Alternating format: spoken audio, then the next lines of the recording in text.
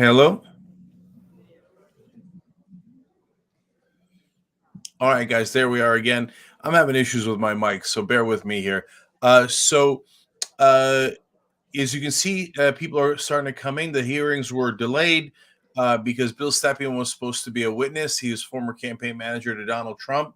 That guy has a shirt very similar to mine, the picnic shirt. All right, random commentary will also ensue, apparently. We're going to be covering it at least till 9 o'clock, maybe longer, depending on how it goes. I say 9 o'clock Pacific.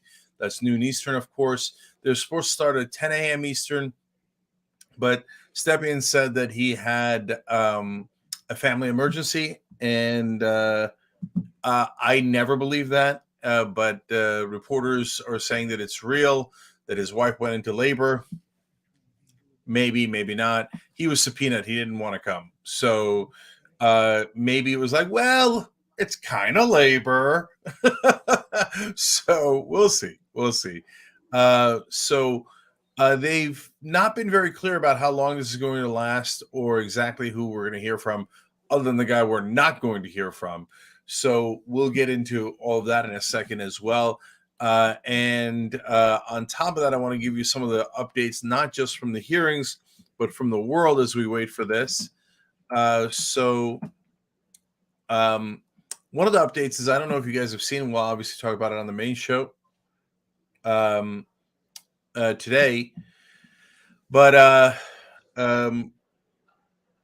if you see me, by the way, looking around, one, I'm looking to see if they're getting started. Two, I'm looking to see if my mic is getting muted, because I've been having those issues.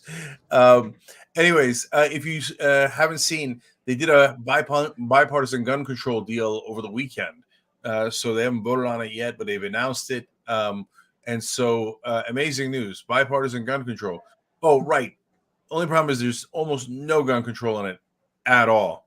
So total CYA operation. Everybody cover their ass. Democrats could say, we did something. We did something, and it was bipartisan. Bipartisan. And the Republicans get to say, don't, to their voters, don't worry. There's nothing in it, okay? But media, give us credit. They're already calling it historic. It's absurd. Did they ban AR-15s? Of course not. Did they do the bare minimum of federal background checks? Nope. Did they stop the sale of AR-15s to 18 to 21-year-olds? No. Did they do a red flag law? No. But they did red flag within 18 to 21-year-olds. So if you're between 18 and 21, the only piece of gun control in the bill is you have to wait a tiny bit longer as they check your background. That's a compromise. That's a compromise. We used to say, like, oh yeah, Democrats are going to get half a loaf, and then it became quarter of a loaf during the Obama administration. Became 5% of a loaf, and now I mean it's down to almost no loaf at all. A little bit of a background check between the ages of 18 and 21. That's what we're down to. Oh, and money to mental health, so the Republicans can pretend they did something, and money to school safety, whatever that means. Nobody knows. And so, should they vote no? No, they shouldn't vote no. I mean, it's 1.5% change, so I guess that's better than zero. But don't let anybody fool you into thinking it's actual gun control. It isn't. When they use words like historic, I'm going to try to rein myself in. Okay, but let's to say the least, that is absurd. Absurd. It's by the way, if you see a reporting it as historic, understand they're not a reporter. They're just calling it that because the Democrats told them. They called up the editors and said, hey, you work for us. You understand? You call it historic, so it looks like we did something, okay? And then the editors tell the reporters, call it historic. Historic for what? It's historically weak. It's just historically irrelevant. But okay, all right. Congress. On the other hand, by the way, this is important to these hearings. The first hearing last week went really great. And so, as you can see, anybody that watches the Young Turks knows I don't pull any punches. So if it went crappy, I would have told you. Okay, it went well to the point where, and this is a really interesting development. Um, two of Murdoch's papers. Remember, Murdoch owns Fox News. They have not yet turned, but the editorial boards of the Wall Street Journal and the New York Post, which is more viciously right wing, both said about the hearings that they were persuasive and that we got to get past this 2020 stolen election nonsense because it isn't true, as the hearings show. It's obviously not true. Nobody in the Trump administration thought it was true. So, of course, Trump spent all weekend, sending out messages, tweets, or whatever the hell they're called on his platform. Saying, it's stolen election. They're not looking into the real problem. The real problem wasn't the coup. The real problem wasn't the riots. The real problem was that the election was stolen. So when he says the real problem was the election was stolen, that's basically saying, yeah, you deserve the riot. And so you're looking at the solution, not the problem in his mind. And then Asa Hutchinson with, yes, I acknowledge that's a funny name. And after all of these years. And we're live at the Cannon House office building, waiting for the second January 6th Select Committee hearing to begin. Among the witnesses today, former Fox News political editor Chris Steyerwalt. Today's hearing was supposed to start about 30 minutes ago, but one of the witnesses had to cancel due to a family emergency. That was former Trump campaign manager William Stepien.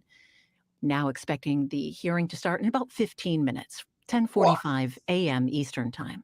If you do step away from your TV today. Okay, we muted C-SPAN. By the way, let's note a couple of things that we got on there. First of all, I want to thank C-SPAN for their footage. And I appreciate that they provide that so we could use it. So credit where credit is due. Thank you, brothers and sisters of C-SPAN. And I like that they came in with a soothing voice. And they told you that Stepien had a family emergency. They didn't say that it might be totally BS. Okay, but he had a family emergency.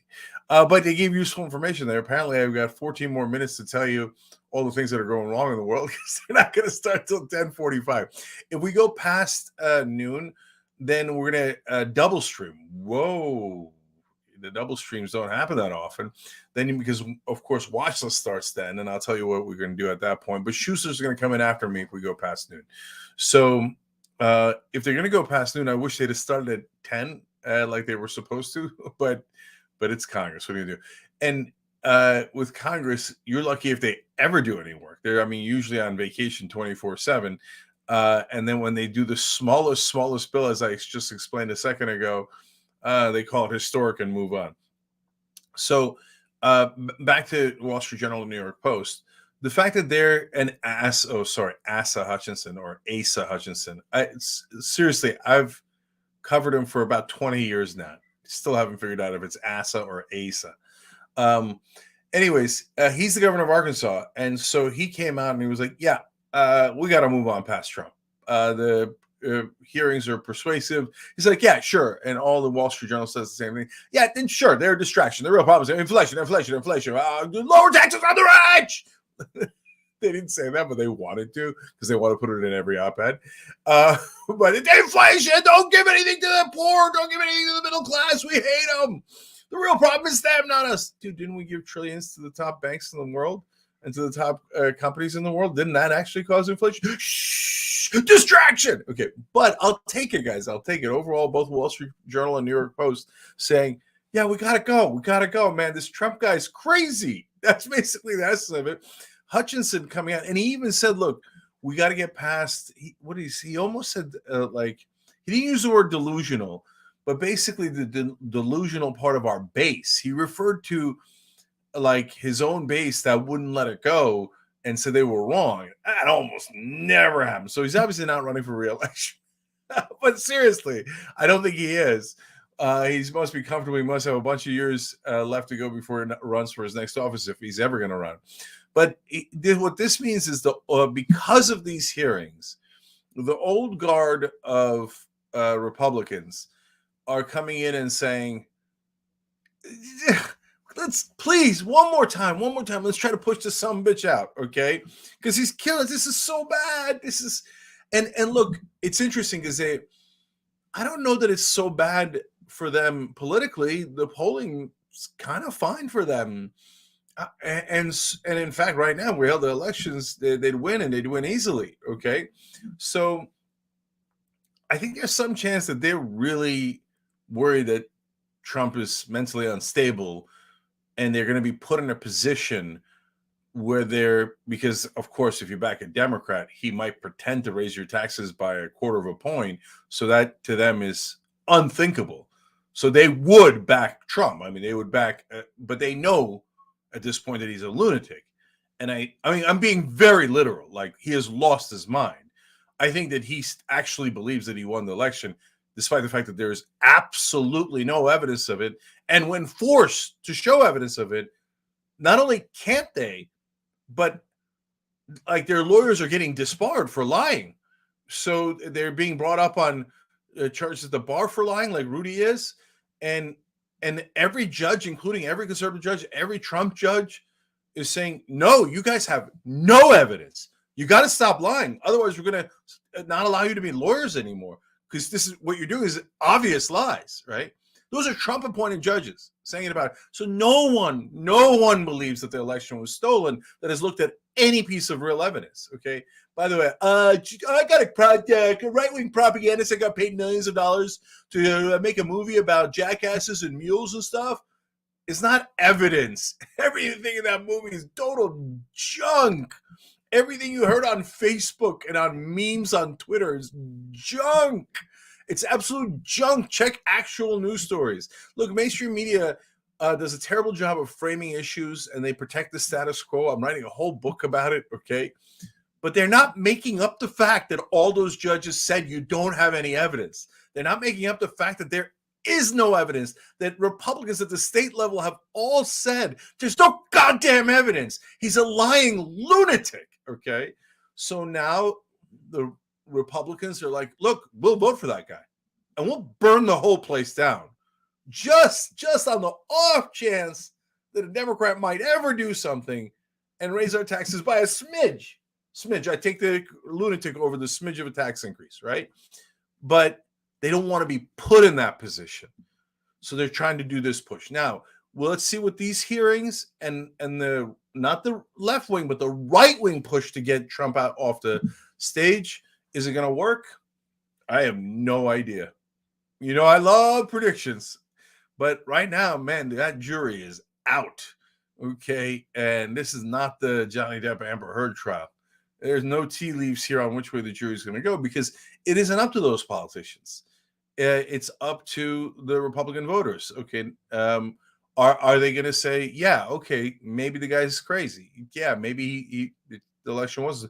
By the way, right now, as the polling stands, I've seen no movement in that direction. The Republican base, and by the base, I don't mean like, oh, they're hardcore 25% of Republicans. No, I mean 75% of Republicans to 95% of Republicans. They still like the lunatic. They still think the election was stolen. Now, a lower percentage, but around 40% say, yeah, violence is not so bad. Sounds like a pretty good option, right? So don't think just because Asa Hutchinson in the New York Post is pushing something that the voting base is going to buy it. And by the way, if Murdoch wants to make a difference, and here's a little bit of potential drama, but if Murdoch wants to make a difference, he'd make a difference on Fox News. That affects the base 1,000 times more than the Wall Street Journal, 4,000 times more than the New York Post. But there might be a little inter-family drama there. This is a little interpretation on my part, a little speculation. Okay, but because Lachlan Murdoch, I believe, runs Fox News, and apparently he's more conservative, and he's letting them run wild over there. And by the way, getting sued for billions of dollars for some of that running wild business, as they lied about the election in the beginning. And but maybe Papa Murdoch's sending a message through those op-eds like, Lachlan, I know you're trying to be a good Sith Lord like me, but a good Sith Lord sometimes knows when to cut him loose. And Rupert Murdoch has always had trouble with Trump for a long, long time. I mean, you don't see it by what you see on their air. They cheerlead like crazy for him because they know that's their That's their base. Fox News is viewing base, and they don't want to piss them off, and they want to be incredibly genteel to them. You don't want to make sudden movements. They'll go to Newsmax, OAN, etc. That's what they're thinking about it from a business perspective. But part of the reason why the Republican elites, including Rupert Murdoch, are having trouble with Donald Trump is because, for better or for worse, he won't listen to orders. Not listening to orders from the elites, that's good. That's why I say for better or for worse. The problem with Trump is not listening to them because there's a man in his head saying, oh, you won the election. Win causes cancer. You should nuke hurricanes. Hey, did you get the bleach? You got to put it into your body for coronavirus. Ooh, like that. There's like voices in this. That's Trump's head. So Murdoch and the Republican elites are like, I'm not sure he would give us everything we want like every other Republican. He did last time, but barely. We barely kept him together there. He might just give himself everything. It's not like he's not going to steal. He's definitely going to steal. But he was supposed to steal for us, and in the first term he did. One of the largest tax cuts in American history, $2 trillion to the rich, right? But this time around, they're worried that he might just be in it for himself and only stealing for himself. To begin. Okay, it looks like now the hearings are supposed to start in about 4 minutes. So don't worry, I'm not pulling a Cenk and talking over the hearings. In fact, I was supposed to talk very little today until we got the 45-minute delay. I'm part of the reason I'm doing this. I'm curious. I want to watch it with you guys.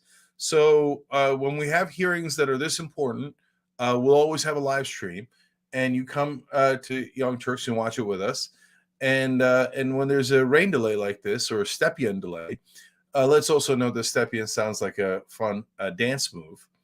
Oh yeah, I did the Stepien this weekend. I'm not very good at it, but hey, I was in labor doing it. But okay, so if you haven't heard yet, Bill Stepien, the reason for the delay is Bill Stepien, former campaign manager Donald Trump, was supposed to testify. Oh, that's interesting. He's going to turn on him. Well, he was subpoenaed. So let's also acknowledge subpoenaed is a funny word. So he was supposed to come and testify, and they were going to treat him as potentially a hostile witness. That was going to be fun. But all of a sudden, his wife pulled a hamstring. She's in labor. The reporters say it's real. Maybe she's delivering right now, so it's possible. What's more likely is she was labored getting out of bed. She's like 3 months pregnant, but like, I wasn't labor. I think it was a shoulder thing, I think. So that's usually how politicians lie, but I really don't know in this case. I really don't know. But if politician or a political figure tells you something, you're not supposed to take it at face value. So there's an excellent chance that Stepien's lying. There's almost always an excellent chance that a political figure is lying. A real journalist should tell you that. And that's my job, and that's what I'm doing here. I mean, I didn't think that was my job in the beginning. I thought my job was to be a talk show host, and I looked around. I'm like, is anybody going to say anything that's true? Okay, so hadn't happened yet, as Bush used to say. All right, so today I'm very curious, as you guys are, what's in the hearings this time around. Last time it was very powerful. The videos were powerful. The testimony was powerful. The presentation was excellent. This morning, Joe Scarborough was rubbing into Trump, saying that it got 20 million viewers, and the last season finale of Apprentice was 4.6 million viewers. Celebrity Apprentice was more popular. It's still only 7.6 million viewers. You put both of those together, it's still not as high. And Scarborough was saying Liz Cheney beat Trump in the ratings. Okay, now, look, I have a lot of critique of Joe Scarborough, but he's not actually saying that, I care about Liz Cheney's ratings. I wouldn't put it past him. He might say something like that. But no, in this case, to be fair to him, he's trying to get under Trump's skin, because nothing gets under his skin more than saying somebody got better ratings than you. He's like, and it's Liz Cheney. So Trump's like,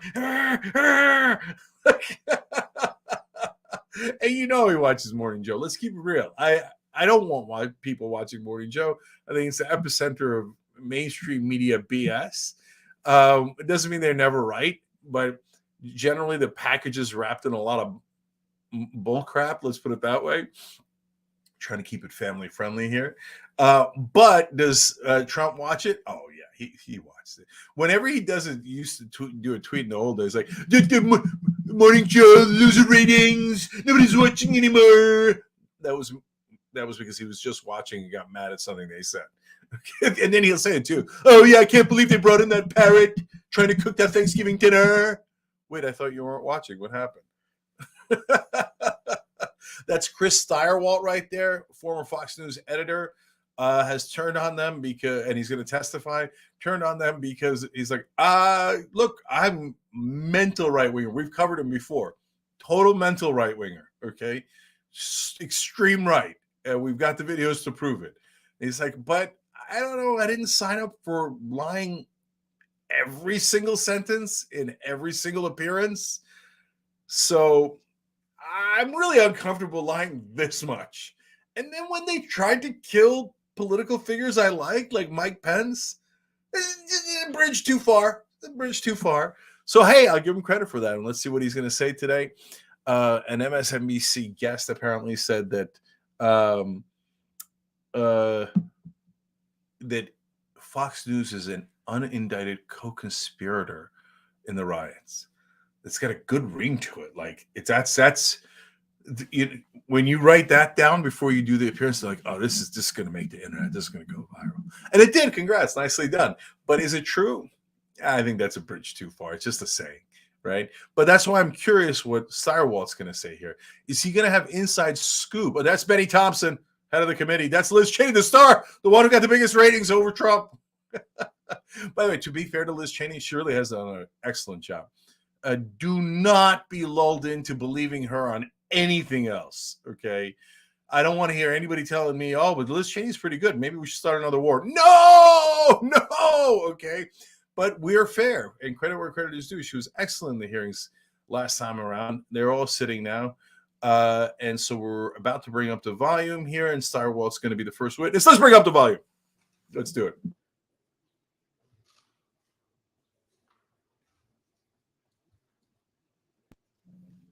I go in the corner. I'm still here. I'm ready for this. Volume. Looking for volume. We'll get volume really soon. Okay. Zoe Lofgren, Jamie Raskin, Adam Kinzinger. These are Adam Schiff, obviously. These are Benny Thompson. The Select Committee to investigate the January 6th attack on the United States Capitol will be in order. It's in order, guys. Without objection, the chair is authorized to declare the committee in recess at any point. Pursuant to House Deposition Authority Regulation 10, the chair announces the committee's approval to release the deposition material presented during today's hearing. It is released. Good morning.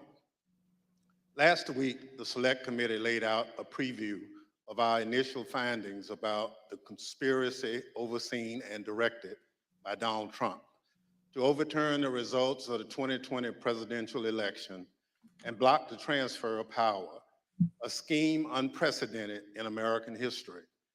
My colleagues and I don't want to spend time talking about ourselves during these hearings, but as someone who's run for office a few times, I can tell you at the end of a campaign, it all comes down to the numbers.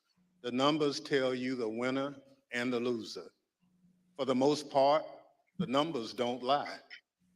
But if something doesn't add up with the numbers, you go to court to get resolution.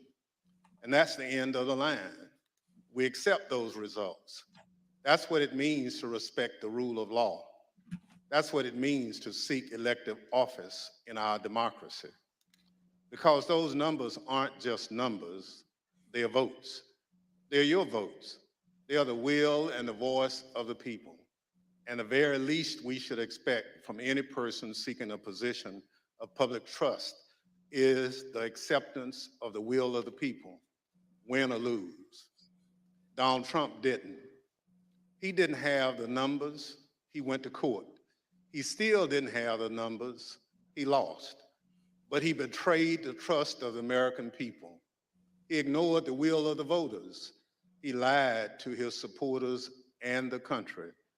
And he tried to remain in office after the people had voted him out. And the courts upheld the will of the people. This morning, We'll tell the story of how Donald Trump lost an election and knew he lost an election, and as a result of his loss, decided to wage an attack on our democracy, an attack on the American people by trying to rob you of your voice in our democracy. And in doing so, lit the fuse that led to the horrific violence of January 6th, when a mob of his supporters stormed the Capitol sent by Donald Trump to stop the transfer of power. Today, my colleague from California, Ms. Lofgren, and our witnesses will detail the Select Committee's findings on these matters. But first, I will recognize our distinguished Vice Chair, Ms. Cheney of Wyoming, for any opening statement she'd care to offer. So there's a little Thank speech. you very much, Mr. Chairman. Speech by Betty Townsend. Last week, as the chairman noted, our committee began outlining a 7-part plan overseen by President Trump to overturn the 2020 election. Today, we will begin looking at the initial part of that plan. President Trump's effort to convince millions of Americans that the election was stolen from him by overwhelming fraud. A federal court has already reviewed elements of the committee's evidence on this point and said this, quote, "In the months following the election, numerous credible sources from the president's inner circle to agency leadership and statisticians informed President Trump and Dr. Eastman that there was no evidence of election fraud," close quote, sufficient to overturn the 2020 presidential election. The court's opinion methodically documents each of the principal reasons for that conclusion, and I would urge all those watching to read it. Today, we will begin to show the American people some of our evidence. Today, you will hear much more from former Attorney General Bill Barr's recorded testimony, and you will hear in greater detail what others in the department told President Trump, that his claims of election fraud were nonsense. You will also hear much more from President Trump's own campaign experts, who had also concluded that his fraud claims could not be supported. Let me focus briefly on just 3 points now. First, you will hear firsthand testimony that the president's campaign advisors urged him to await the counting of votes and not to declare victory on election night. The president understood even before the election that many more Biden voters had voted by mail because President Trump ignored the advice of his campaign experts and told his supporters only to vote in person. Donald Trump knew before the election that the counting of those mail-in ballots in several states would not begin until late in the day and would not be complete for multiple days. This was expected, reported, and widely known. You will also hear testimony that President Trump rejected the advice of his campaign experts on election night and instead followed the course recommended by an apparently inebriated Rudy Giuliani to just claim he won and insist that the vote counting stop, to falsely claim everything was fraudulent. He falsely told the American people that the election was not legitimate. In his words, quote, "a major fraud." Millions of Americans believed him. Second, pay attention to what Donald Trump and his legal team said repeatedly about Dominion voting machines. Far-flung conspiracies with a deceased Venezuelan communist allegedly pulling the strings. This was, quote, "complete nonsense," as Bill Barr said. President Trump's own campaign advisors, his Department of Justice, and his cybersecurity experts all told him the same thing. Here, for example, is White House lawyer Eric Hirschman. His view was shared by many of the Trump team whom we interviewed. I thought the Dominion stuff was, I never saw any evidence whatsoever to sustain those allegations. And third, as Mike Pence's staff started to get a sense for what Donald Trump had planned for January 6th, they called the campaign experts to give them a briefing on election fraud and all the other election claims. On January 2nd, the general counsel of the Trump campaign, Matthew Morgan, this is the campaign's chief lawyer, summarized what the campaign had concluded weeks earlier, that none of the arguments about fraud or anything else could actually change the outcome of the election. Generally discussed on that topic was whether the fraud, maladministration, abuse, or irregularities, if aggregated and read most favorably to the campaign, would that be outcome determinative? And I think everyone's assessment in the room, at least amongst the staff, Mark Short, myself, and Greg Jacob, was that it was not sufficient to be outcome determinative. As is obvious, this was before the attack on the Capitol. The Trump campaign legal team knew there was no legitimate argument, fraud, irregularities, or anything to overturn the election. And yet President Trump went ahead with his plans for January 6th anyway. Mr. Chairman, hundreds of our countrymen have faced criminal charges. Many are serving criminal sentences because they believed what Donald Trump said about the election, and they acted on it. They came to Washington, D.C. at his request. They marched on the Capitol at his request. And hundreds of them besieged and invaded the building at the heart of our constitutional republic. As one conservative editorial board put it recently, quote, "Mr. Trump betrayed his supporters by conning them on January 6th, and he is still doing it." Another conservative editorial board that has long supported President Trump said last week, Donald Trump, quote, "won't stop insisting that 2020 was stolen, even though he has offered no proof that that is true." And this, Donald Trump now, quote, "clings to more fantastical theories, such as Dinesh D'Souza's debunked 2,000 mules, even as recounts in Arizona, Georgia, and Wisconsin confirm Trump lost. Those are the correct conclusions to draw from the evidence gathered by this committee. We have much more evidence to show the American people on this point than we can reasonably show in one hearing. But today, we will begin. Thank you, Mr. Chairman. I yield back.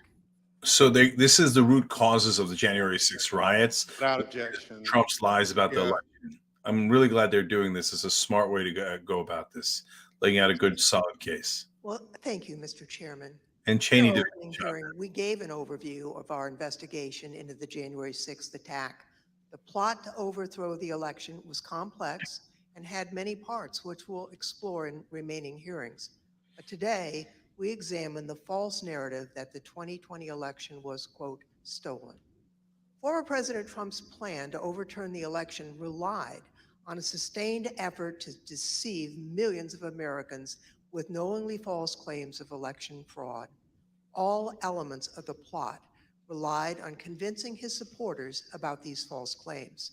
Today, we'll demonstrate the 2020 election was not stolen. The American people elected President Joe Biden.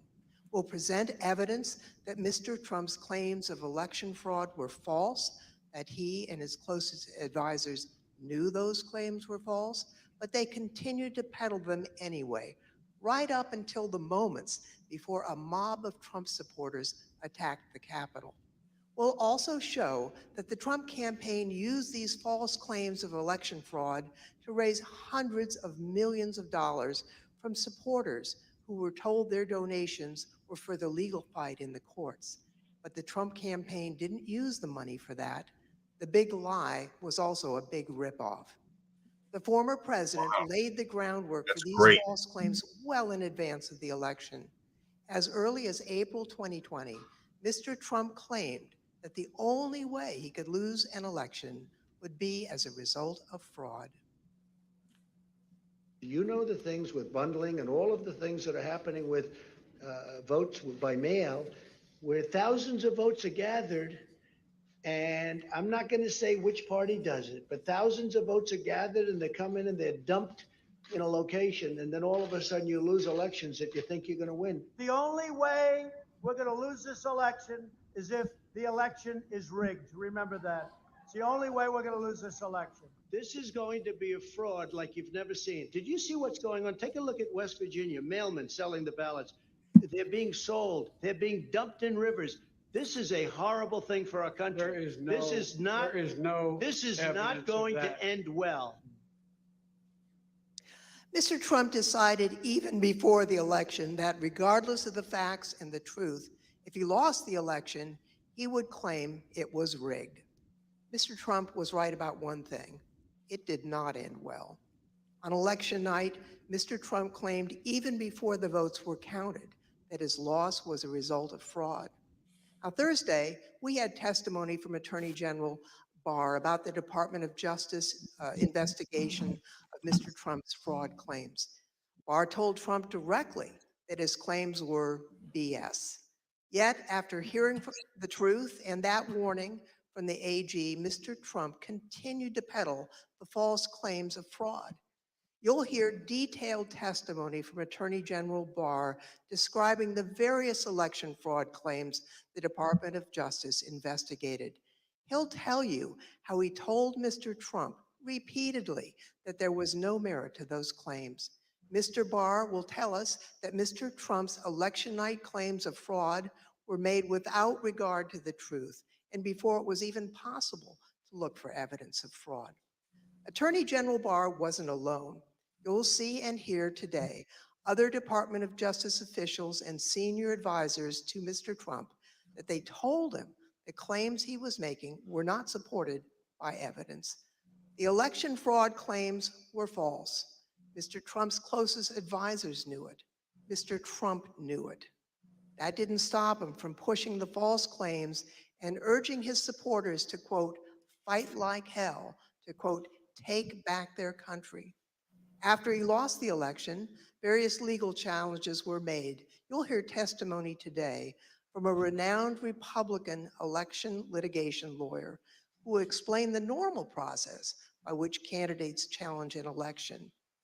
Rather than accept the results of the election and the decisions of the courts, Mr. Trump pursued a different strategy. He tried to convince the American people the election had been stolen. Many of his supporters believed him, and many still believe him today. The attack on January 6th was a direct and predictable result of Mr. Trump's decision to use false claims of election fraud to overturn the election and to cling to power. Mr. Chairman, I yield back. I'm shocked at how good a job they're doing. Yeah. Whenever I hear a Democrat speak, I like brace for impact.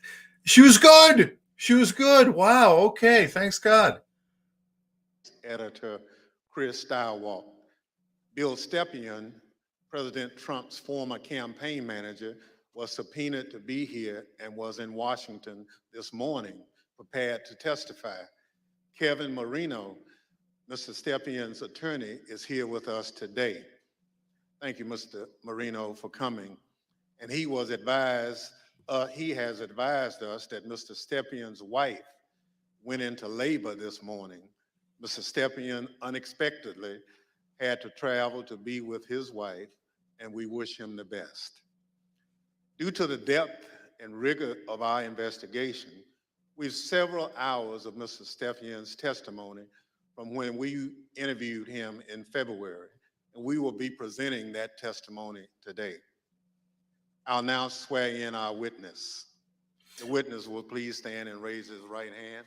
Okay, this is a fun part, but I need to make a couple of quick points for you guys here. Like I told you in the beginning, they went to the New York Post and Wall Street Journal editorials and made fun of Dinesh D'Souza's movie.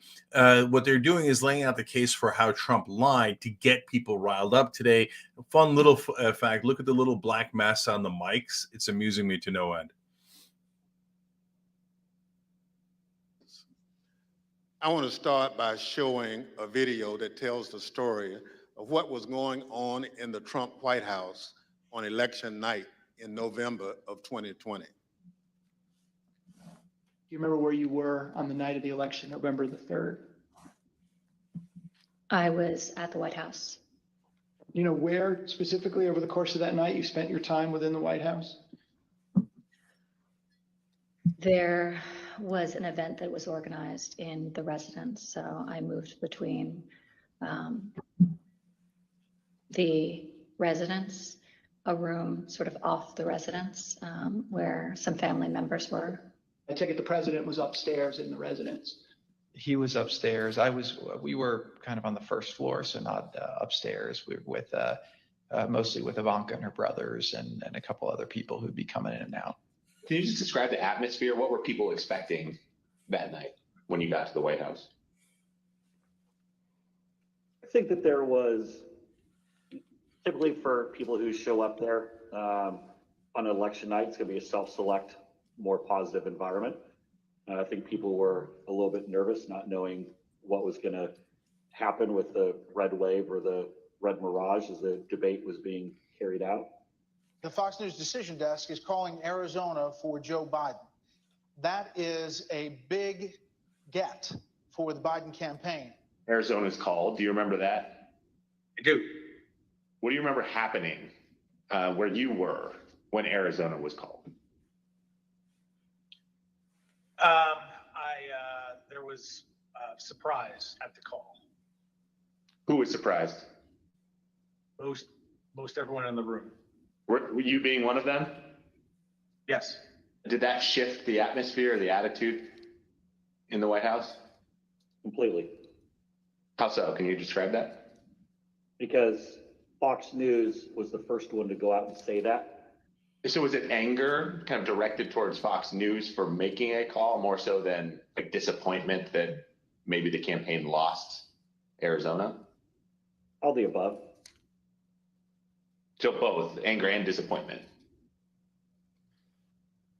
Both disappointment with Fox and concerned that maybe our data or our numbers weren't accurate. Were you in the White House residence during the sort of past midnight into the early morning hours of November 4th? Yes, oh sure, it went over beyond midnight, yes. Do you remember Rudy Giuliani being at the White House on election night and into the early hours the next morning? I do. What do you remember about when he came? He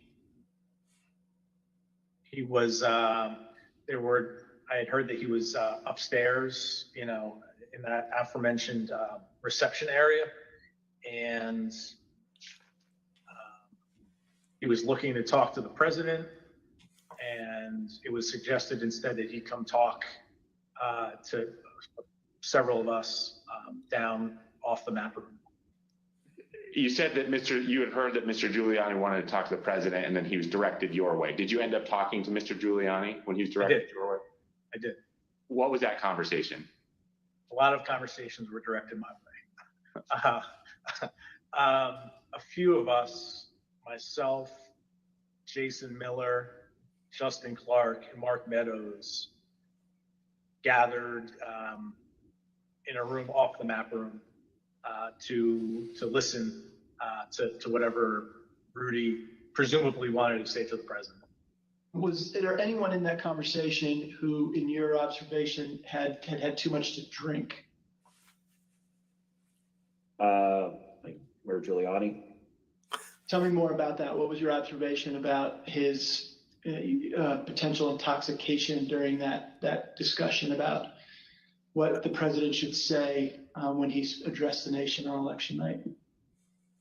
And the mayor was definitely intoxicated, but I do not know his level of intoxication when he spoke with the president, for example.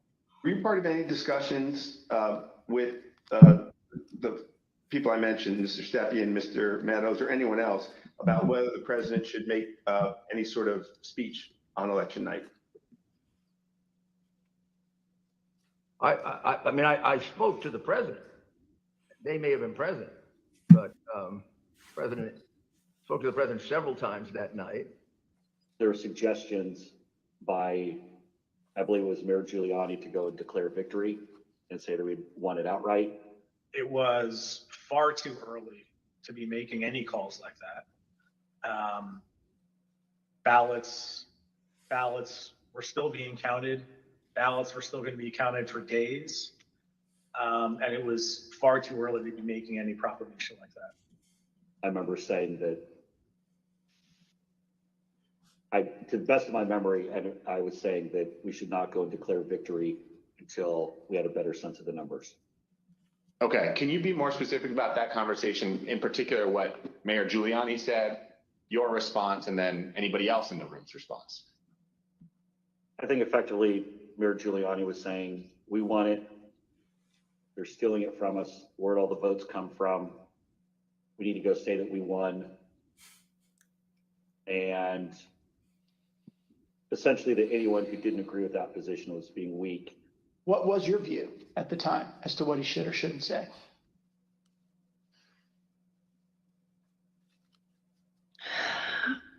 I don't know that I had a firm view as to what he should say in that circumstance. The results were still being counted. It was becoming clear that the race would not be called on election night. My belief, my recommendation was to say that votes were still being counted.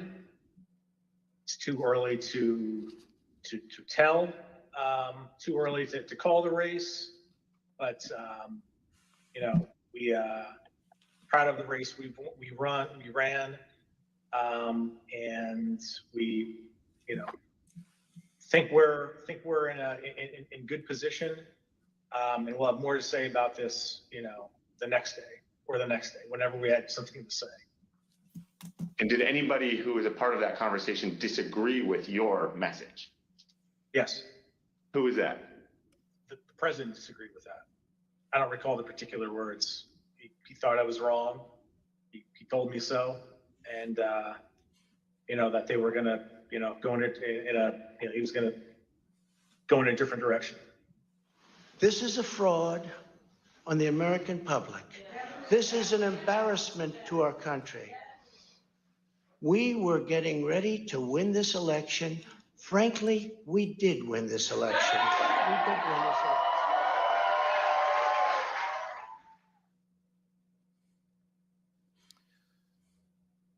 Mr. Steiwalt, did President Trump have any basis to declare victory on November 4th, 2020? Thank you. Mr. Stepien also testified that President Trump had no basis for declaring victory at that point in time.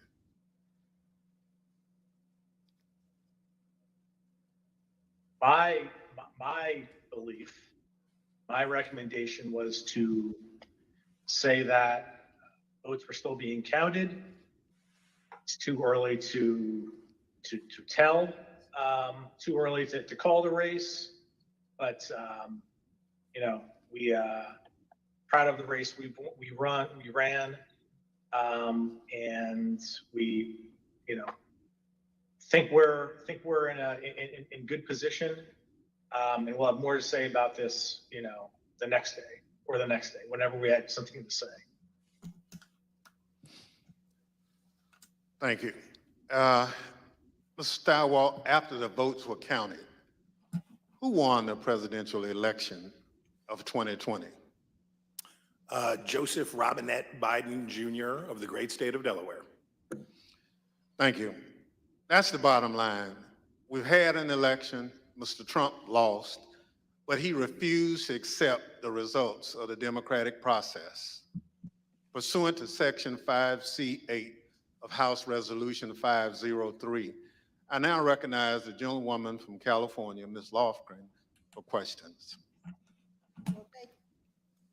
Thank you, Mr. Chairman. Mr. Steiwalt, I'd like you to explain a term that was thrown around a lot during the election, and that's the so-called red mirage. What does that mean? So in the 40 or 50 years, let's say, that Americans have increasingly chosen to vote by mail or early or absentee, Democrats prefer that method of voting more than Republicans do. So basically, in every election, Republicans win election day and Democrats win the early vote. And then you wait and start counting. And it depends on which ones you count first, but usually it's election day votes that get counted first. And you see the Republicans shoot ahead.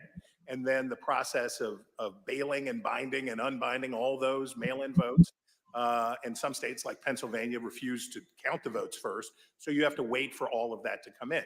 So in every election, and certainly a national election, you expect to see the Republican with a lead, but it's not really a lead. When you put together a jigsaw puzzle, it doesn't matter which piece you put in first. It ends up with the same image. So for us, who cares? But that's because no candidate had ever tried to avail themselves of this quirk in the election counting system. We had gone to pains, and I'm proud of the pains we went to make sure that we were informing viewers that this was going to happen, because the Trump campaign and the president had made it clear that they were going to try to exploit this anomaly.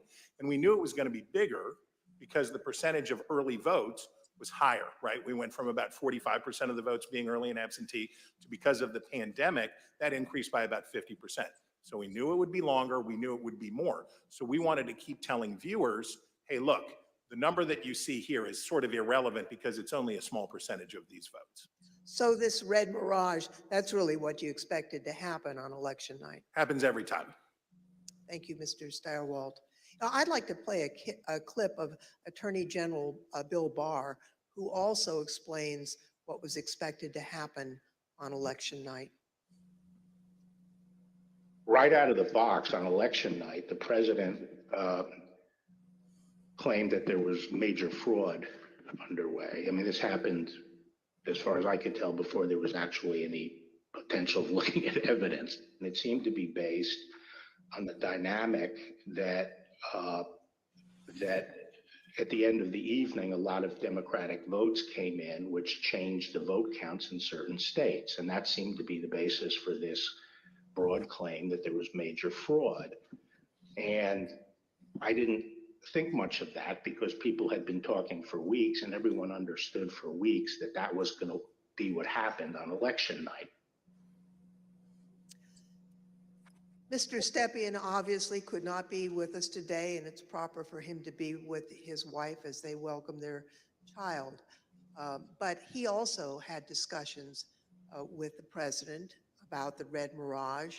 That is, that it would be a long night and that early votes would favor him, but that lots more votes would be counted over the course of the night and the days after. So let's play clip 1 from our interview with Mr. Stepien. I recounted back to that conversation with him, in which I said, just like I said in 2016 was going to be a long night. I told him in 2020 that it was going to be a process again, as the early returns are going to be positive, and we're going to be watching the returns of ballots as they rolled in thereafter. So is it fair to say you're trying to present what you thought would be a realistic picture of what might happen over the course of that night, being election night? That night and the days that followed. Yeah, I always told the president the truth, and I think he expected that from me, and I told him it was going to be a process. It was going to be we're gonna have to wait and see how this turned out. So just like I did in 2016, I did the same thing in 2020. So let's watch a short clip of President Trump speaking after he received that information from his campaign advisors. We want all voting to stop. We don't want them to find any ballots at 4 o'clock in the morning and add them to the list. So when former President Trump said that, it contradicted what his advisors had warned would happen. We all know that mail-in ballots played an important role in the 2020 election. However, President Trump continuously discouraged mail-in voting. Mr. Stepien was so concerned about the president's position on mail-in voting that in the summer of 2020, he met with President Trump along with House Minority Leader Kevin McCarthy. Let's play clip 4. Meeting that was had, in particular, I invited Kevin McCarthy to joined the meeting, he being of like mind on the issue with me, in which we made our case for why we believed mail-in voting, not to be a bad thing for his campaign. The president's mind was made up, and you understand, how many times to, go to the well on a particular topic. Yeah, I understand. Tell me a little bit more about the argument that you and Mr. McCarthy made to the president in that meeting as to why it wasn't a bad thing that mail-in voting was available. Largely two pillars to that argument, both of which I've previously mentioned. One, leaving a good deal to chance, pushing or urging your voters to vote only on election day leaves a lot to chance. That's A. And B, also previously mentioned, the fact that the Trump campaign, Republican National Committee, Republican Party had an advantage of grassroots workers and volunteers on the ground that would allow, an advantage to enhance return rates of ballots that were mailed. Those were the two pillars of the argument. I see. And what, if anything, do you recall Representative McCarthy saying during that meeting? We were echoing the same argument. I mean, his words echoed mine, and vice versa on those two topics. Mr. Stirewalt, you were at the decision desk at Fox News on election night, and you called Arizona early for President Biden, which was controversial. How did you make that call, and where did you think the race stood in the early hours of the next day? Well, it was really controversial to our competitors who we beat so badly by making the correct call first. Our decision desk was the best in the business, and I was very proud to be a part of it. Because we had partnered with the Associated Press and the National Opinion Research Center at the University of Chicago, thanks to my colleague and friend Arnon Mishkin, had built a wonderful device for forecasting the outcomes of elections. So we had a different set of data than our competitors did. We had more research, and we had a better system, and we had a great team. So what you're waiting to see is, do the actual votes match up with the expectations in the poll? The real votes are testing the quality of your poll in targeted precincts and in targeted places. And let me tell you, our poll in Arizona was beautiful, and it was doing just what we wanted it to do, and it was cooking up just right. And at some point, and I forget exactly who, but at some point it became clear that Arizona was getting ready to make a call. So we my boss, Bill Salmon, said, we're not making any call until everybody says yes, because that was always our policy, unanimity. And you have to understand, in this room, you have, the best people from academia, Democrats, Republicans, a broad cross-section of people who had worked together for a decade, who were really serious about this stuff. So we knew it would be a consequential call because it was one of 5 states that really mattered, right? Wisconsin, Michigan, Pennsylvania, Georgia, Arizona were the ones that we were watching. We knew it would be significant to call any one of those 5, but we already knew Trump's chances were very small and getting smaller based on what we had seen. So we were able to make the call early. We were able to beat the competition. We looked around the room, everybody says yay, and on we go. And by the time we found out how much everybody was freaking out and losing their minds over this call, we were already trying to call the next state. We had already moved on. We were to Georgia, we were to North Carolina, we were looking at these other states. So we thought we were pleased, but not surprised. I see. After the election, as of November 7th, in your judgment, what were the chances of President Trump winning the election? After that point? Yes. None. I mean, I guess it's always possible that you could have, a truckload of ballots be found somewhere, I suppose. But once you get into this space, ahead of today, I thought about what are the largest margins that could ever be overturned by a recount.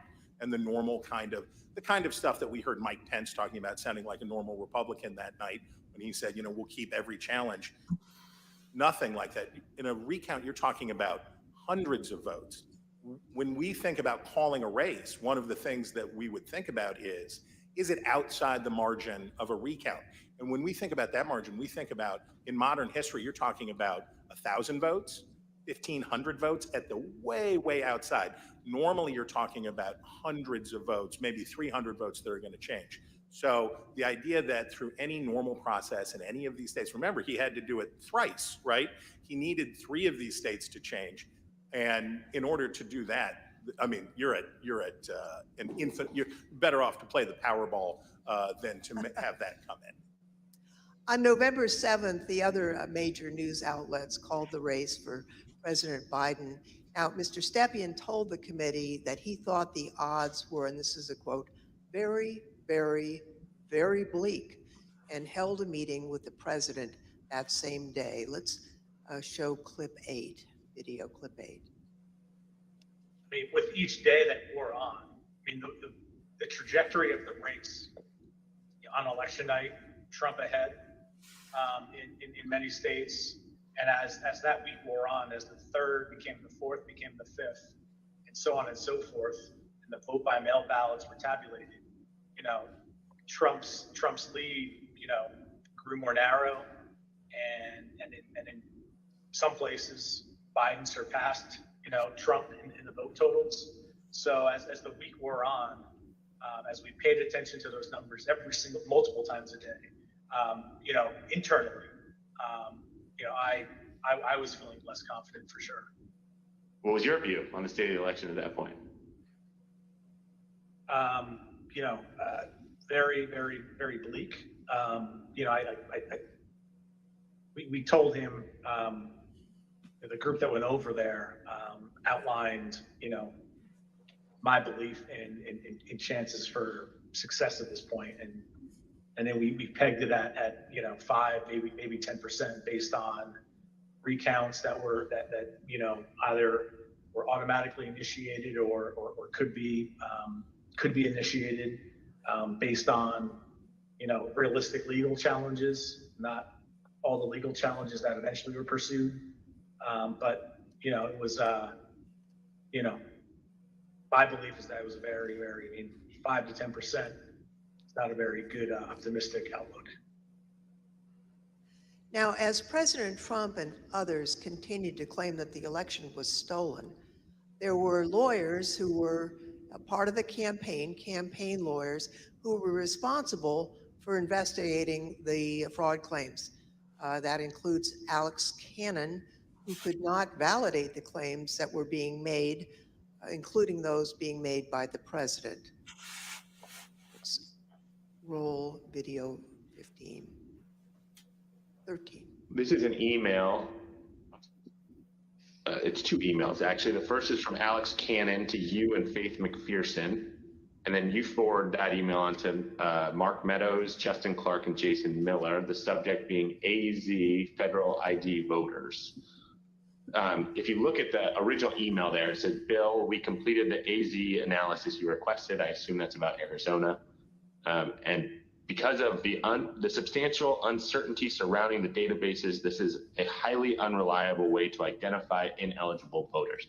Can you explain the task that you gave to Ms. Cannon for this Arizona analysis?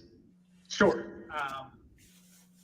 Previously, I described some of my frustration with some of the claims that people would throw at President Trump regarding,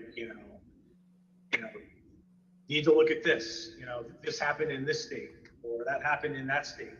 And it would be, those would flow to us to look into. I talked about that before, I think. Yep. This is an example of that. I recall in Arizona, someone had thrown out, I believe this to be the claim, that there were thousands of illegal citizens, people not eligible to vote, having cast their ballots in Arizona. Someone had thrown out that claim to President Trump. And with, the margins being as close as they were, as I previously described, that could potentially matter. So this wild claim is thrown out, which, on its face didn't seem, realistic or possible to me. I asked Alex to look at the claim, and I haven't read his full email, but I recall the response to that. The reality of that was not illegal citizens voting in the election. I think it was like overseas voters voting in the election. So obviously, people who were eligible to vote. When these findings were passed up the chain to President Trump, he became frustrated and he replaced the campaign's legal team.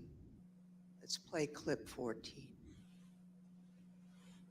I think the president, it was during the second week where things like you displayed were occurring, where he was, growing increasingly unhappy with his team, me, less so because I was less involved at this point, but still me, growing increasingly unhappy with Justin Clark. And that kind of, paved the way for, Justin to be moved out and Mayor Giuliani to be moved in as the person in charge of, the legal side of the campaign, and for all intents and purposes, the campaign at that point. Now, when Mr. Stepien became campaign manager, he was the second Trump campaign manager for the 2020 race, and there were only about 115 days until Election Day. So let's play the video. I inherited a campaign that was, the day I was hired was, I believe, President Trump's low point in the 2020 daily average polling against President Biden. It was a campaign at a low point in the polls. It was structurally and fiscally deficient. There was a great deal wrong with the campaign in both of those areas. So most of my day spent fixing and I think I took over with 115 days left in the campaign. Most of my time spent fixing the things that could be fixed with 115 days left in the campaign. Now, Mr. Stepien has been in the campaign field for a long time, and he worked for lots of different candidates and campaigns. He testified to this committee about his concerns given the claims that Mr. Giuliani and Ms. Powell and their team were making publicly. Let's play clip 15. Okay, and was it important for you, Mr. Stepien, to sort of pull back just for your own professional reputation? You didn't want to be associated with some of what you were hearing from the Giuliani team and others that sort of stepped in the wake of your departure? I didn't mind being categorized. There were two groups of, we called them kind of my team and Rudy's team. I didn't mind being characterized as being part of Team Normal, as reporters, kind of started to do around that point in time. I said, hours ago, early on that, I've been doing this for a long time, 25 years, and I've spanned, political ideologies from Trump to McCain to Bush to Christie, and, I can work under a lot of circumstances for a lot of varied, candidates and politicians, but situation where, and I think along the way I've built up a pretty good, I hope, a good reputation for being honest and professional. And I didn't think what was happening was necessarily honest or professional at that point in time. So that led to me stepping away. So the president did get rid of Team Normal, and I'd like to play a clip showing that the president found the people he needed to perpetuate his claims of fraud.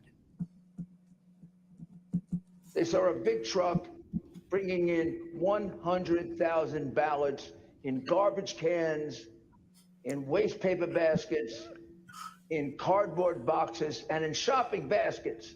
And every single one of them was for Biden because they were being notified by Smartmatic in Frankfurt that Biden was way behind and they better come up with a lot more ballots. And we can prove every single thing I just said. If you gave me the paper ballots, I could probably turn around each one of these states. I'm absolutely convinced if you let me examine each one of those ballots, I'd pull out enough that were fraudulent that it would shake the hell out of the country.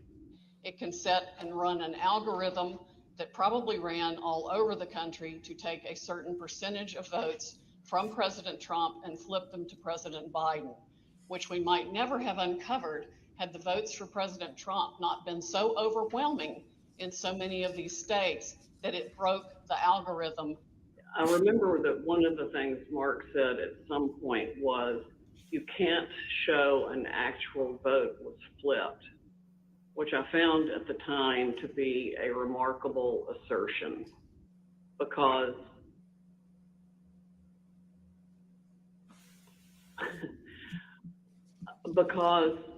you don't have to have the gun to see the body lying on the floor bleeding out with 5 bullet holes in it was killed by a gun.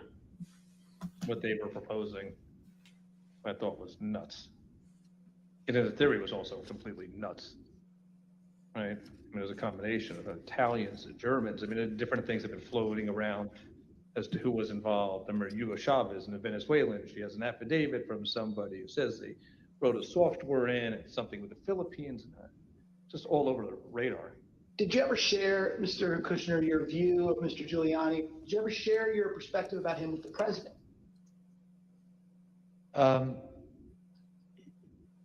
I guess,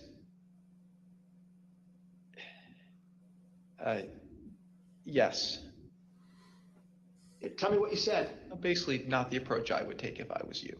Okay, and how did he react? How did President Trump react when you shared that view with him? We said, I have confidence in Rudy. I think I had conversations with probably all of our council who are signed up to assist on election day as they disengaged with the campaign.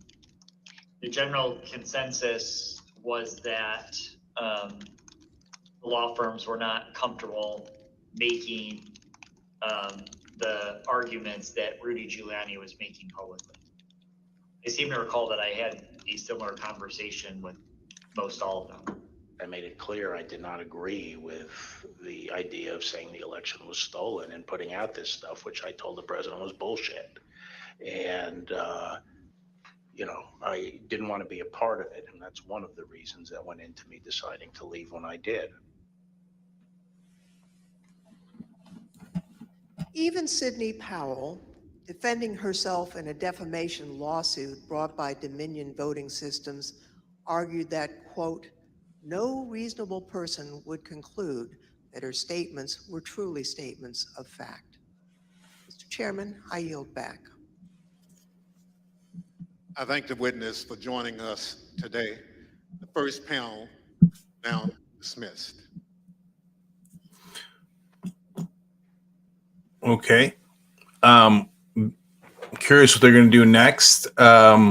So that was really good, guys. That was really good. I have some funny thoughts here and some serious thoughts, but let's go back to Benny Thompson to see what they're going to do next. Thank you, Mr. Chairman. Last week, we presented the testimony of former Attorney General Bill Barr, who testified before this committee.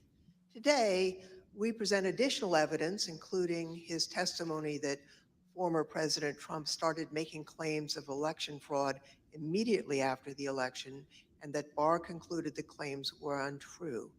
Now, due to the length of Attorney General Barr's testimony, we're only going to include relevant portions at the hearing today. So let's play the video. The department, in fact, when we received specific and credible allegations of fraud, made an effort to look into these to satisfy ourselves that they were without merit. And I was in the posture of trying to figure out, there was an avalanche of all these allegations of fraud that built up over a number of days. And it was like playing whack-a-mole, because something would come out one day and then the next day it would be another issue. Also, I was influenced by the fact that all the early claims that I understood were completely bogus and silly, and usually based on complete misinformation. And so I didn't consider the quality of claims right out of the box to give me any, feeling that there was really substance here. For the first time since the election, the Attorney General spoke personally with the president on November 23rd, and this was at the White House. Let's play the video, please. So on November 23rd, I hadn't spoken to the president since the election, and in fact, as I said, since the middle of October, roughly. And it was a little getting awkward because obviously he had lost the election and I hadn't said anything to him. And so Cipollone said, I think it's time you come over here. And so I came over to meet with the president in the Oval Office, and Meadows and Cipollone were there. And the president, and this is leading up to this conversation with Kushner, the president said there had been major fraud, and that as soon as the facts were out, the results of the election would be reversed. And he went on this for quite a while, as he's prone to do. And then he got to something that I was expecting, which is to say that apparently the Department of Justice doesn't think that it has a role of looking into these fraud claims. So I said, that has to be the campaign that raises that with the state. The department doesn't take sides in elections, and the department is not an extension of your legal team. And our role is to investigate fraud, and we'll look at something if it's specific, credible, and could have affected the outcome of the election, and we're doing that. And it's just not, they're just not meritorious. They're not panning out. And as I walked out of the Oval Office, Jared was there with Dan Scavino, who ran the president's social media, and who I thought was a reasonable guy and believe is a reasonable guy. And I said, how long is he going to carry on with this stolen election stuff? Where's this going to go? And by that time, Meadows had caught up with me, and leaving the office, and caught up with me and said that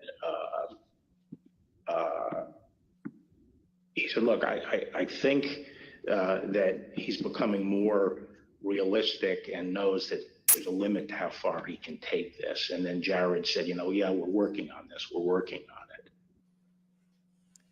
Even after his attorney general told him his claims of election fraud were false, President Trump continued to promote these claims.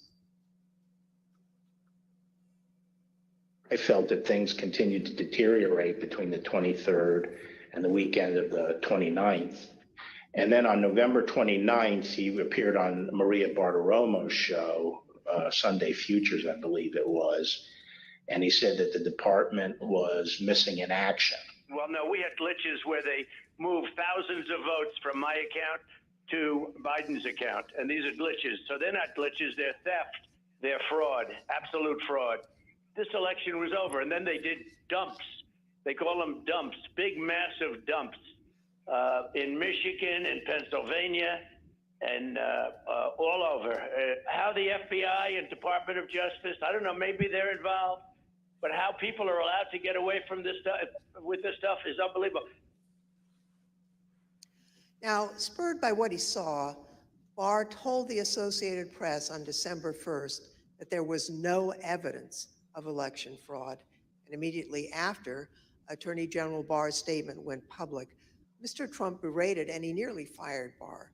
But Barr persisted in telling the president that there was no evidence to support the fraud claims. this got under my skin, but I also felt it was time for me to say something.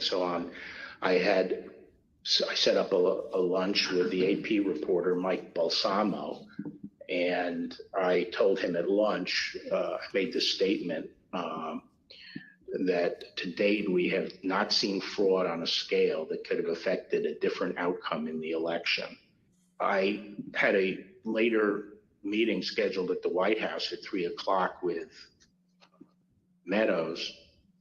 This was previously scheduled, so I knew this was going to come up, and I went over there and I told my secretary that I thought I would probably be fired and told not to go home. I mean, not to go back to my office. So I said, you might have to pack up for me. And so when I got over there, I met with the chief of staff. He said the president was angry. He didn't really get into the issue of the fraud. And then I went up to Pat Cipollone's office and we were talking with each other. And the word came down that he wanted us both to go to the Oval. And the president was as mad as I've ever seen him, and he was trying to control himself. And the president said, well, this is, killing me. You didn't have to say this. You must have said this because you hate Trump. You hate Trump. And then he raised the big vote dump, as he called it, in Detroit. And that, he said people saw boxes coming into the counting station at all hours of the morning and so forth. And I explained to him that at that point, I knew the exact number of precincts in Detroit. I think it was 630 something. I said, Mr. President, there are 630 precincts in Detroit, and unlike elsewhere in the state, they centralized the counting process, so they're not counted in each precinct. They're moved to counting stations, and so the normal process would involve boxes coming in at all different hours. So there's nothing. And I said, did anyone point out to you, did all the people complaining about it point out to you, you actually did better in Detroit than you did last time? I mean, there's no indication of fraud in Detroit. And I told him that the stuff that his people were shoveling out to the public was bullshit. I mean, that the claims of fraud were bullshit. And, he was indignant about that. And I reiterated that they'd wasted a whole month on these claims on the Dominion voting machines, and they were idiotic claims. And I specifically raised the Dominion voting machines, which I found to be among the most disturbing allegations, disturbing in the sense that I saw absolutely zero basis for the allegations, but they were made in such a sensational way that they obviously were influencing a lot of people, members of the public, that there was this systemic corruption in the system and that their votes didn't count and that these machines controlled by somebody else were actually determining it, which was complete nonsense. And it was being laid out there. And I told them that it was crazy stuff and they were wasting their time on that. And it was doing a grave disservice to the country. Okay, so the very next day, the president released a video rehashing some of the very same claims that his chief law enforcement officer had told him were, quote, nonsense. Here's an example. This is Michigan. At 6:31 in the morning, a vote dump of 149,772 votes came in unexpectedly. We were winning by a lot. That batch was received in horror. We have a company that's very suspect. Its name is Dominion. With the turn of a dial or the change of a chip, you can press a button for Trump and the vote goes to Biden. What kind of a system is this? Barr again told the president that there was nothing to these claims on December 14th. When I walked in, sat down, he went off on a monologue saying that there was now definitive evidence involving fraud through the Dominion machines. and a report had been prepared by a very reputable cybersecurity firm, which he identified as Allied Security Operations Group, and he held up the report, and then he asked that a copy of it be made for me. And while a copy was being made, he said, this is absolute proof that the Dominion machines were rigged. The report means that I'm going to have a second term. And then he gave me a copy of the report. And as he talked more and more about it, I sat there flipping through the report and looking through it. And to be frank, it looked very amateurish to me. Didn't have the credentials of the people involved, but I didn't see any real qualifications. And the statements were made very conclusory, like, these machines were designed to, engage in fraud or something to that effect, but I didn't see any supporting information for it. And I was somewhat demoralized because I thought, boy, if he really believes this stuff, he has, lost contact with he's become detached from reality if he really believes this stuff. On the other hand, when I went into this and would, tell him how crazy some of these allegations were, there was never an indication of interest in what the actual facts were. In my opinion then, and my opinion now, is that the election was not stolen by fraud. And I haven't seen anything since the election that changes my mind on that, including the 2000 Mules movie.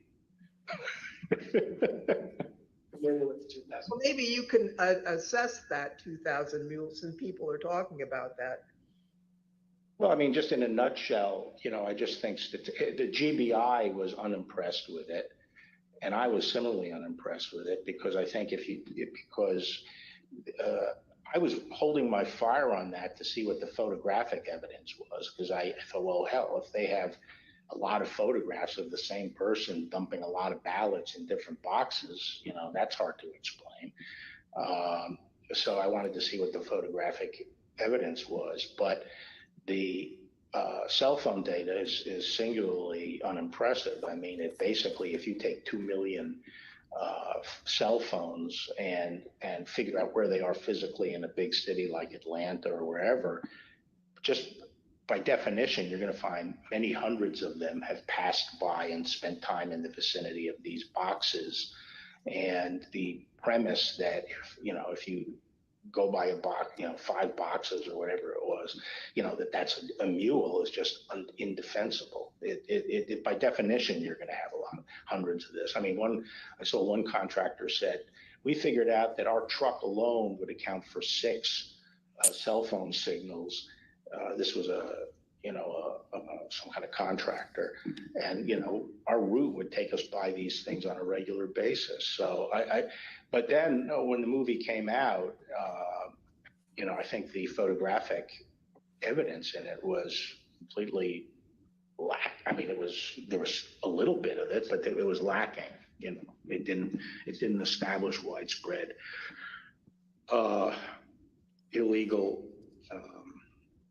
harvesting. The other thing is people don't understand is that it's not clear that even if you can show harvesting, that changes the results of the election. The courts are not going to throw out votes and then figure out what votes were harvested and throw them out. It's still the burden on the challenging party to show that illegal votes were cast. Votes were the result of undue influence or bribes, or there was really, the person was non-compos mentis. But absent that evidence, I just didn't see courts throwing out votes anyway. I felt that before the election, it was possible to talk sense to the president. And while you sometimes had to engage in, a big wrestling match with him, that it was possible to keep things on track. But I felt that after the election, he didn't seem to be listening, and I didn't think it was, that I was inclined not to stay around if he wasn't listening to advice from me or his other cabinet secretaries. So on December 14th, Barr quit. Now, the Attorney General wasn't the only person who told the president that his claims were false. Other officials and close advisors told him the same thing. Rather than try to address a counterfactual or a hypothetical, let me just say there were instances where the president would say, people are telling me this, or I've heard this, or I saw on television, you know, this impropriety in Atlanta or Pennsylvania or something. And we were in a position to say, our people have already looked at that, and we know that you're getting bad information. That's not correct. It's been demonstrated to be incorrect from our point of view, and been debunked. A month and a half or so after the election day, and at that meeting, various allegations of fraud were discussed, and Eric and Pat didn't,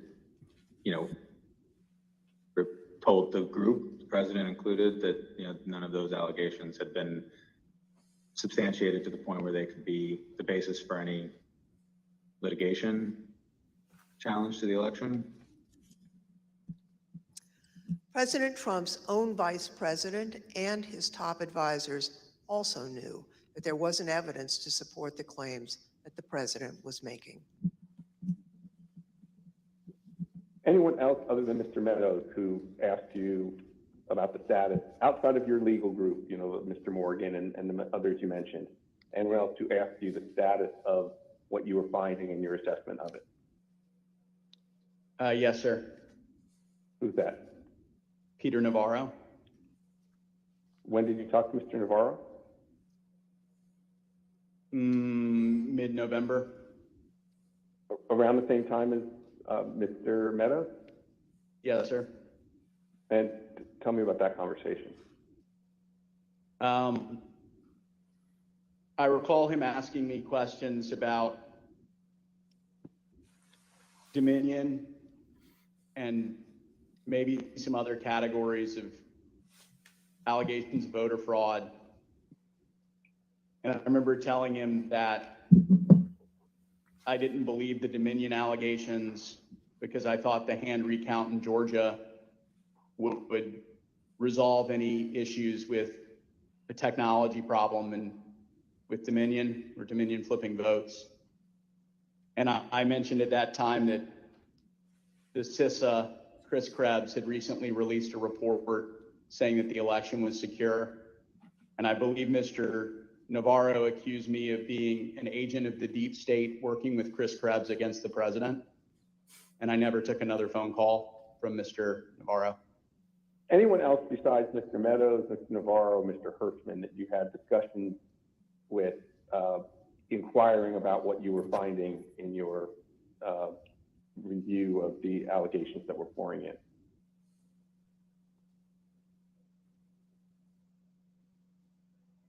I believe I had about a 15-second conversation with the vice president about it as well. When was that? During one of the visits to the White House.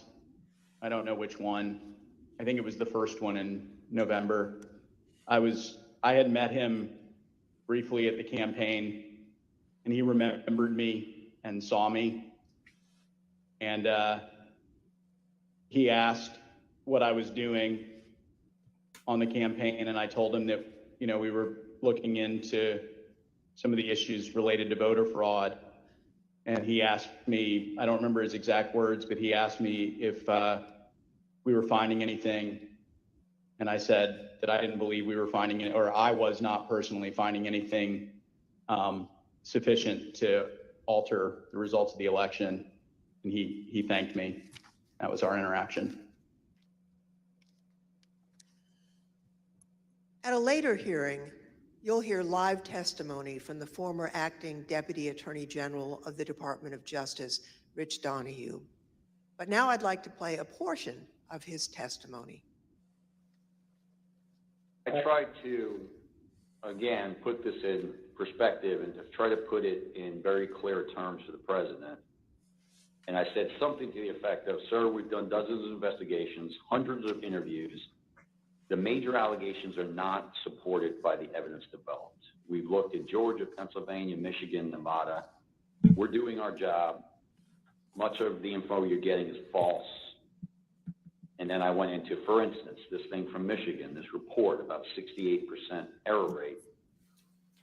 Reality is it was only 0.0063% error rate, less than 1 in 15,000. So the president accepted that. He said, okay, fine, but what about the others? And again, this gets back to the point that there were so many of these allegations that when you gave him a very direct answer on one of them, he wouldn't fight us on it, but he would move to another allegation. So then I talked about a little bit about the Pennsylvania truck driver. This is another allegation that had come up. And this claim was by a truck driver who believed, perhaps honestly, that he had transported an entire tractor trailer truck full of ballots from New York to Pennsylvania. And this was, again, out there in the public and discussed. And I essentially said, look, we looked at that allegation. We looked at both ends, both the people who load the truck and the people who unload the truck. And that allegation was not supported by the evidence. Again, he said, okay. And then he said, no, I didn't mention that one. What about the others? And I said, okay, well, with regard to Georgia, we looked at the tape, we interviewed the witnesses. There is no suitcase. The president kept fixating on this suitcase that supposedly had fraudulent ballots and that the suitcase was rolled out from under the table.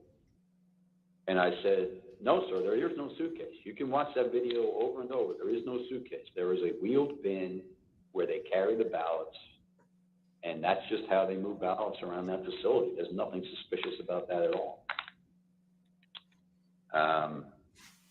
I told them that there was no multiple scanning of the ballots.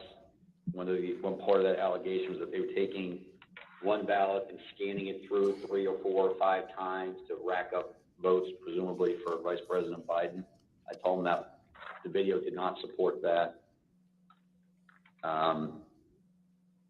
Then he went off on double voting at the top of the next page. He said, dead people are voting. Indians are getting paid to vote. He meant people on Native American reservations. He said there's lots of fraud going on here. Told him flat out that much of the information he's getting is false and or just not supported by the evidence. We look at the allegations, but they don't pan out.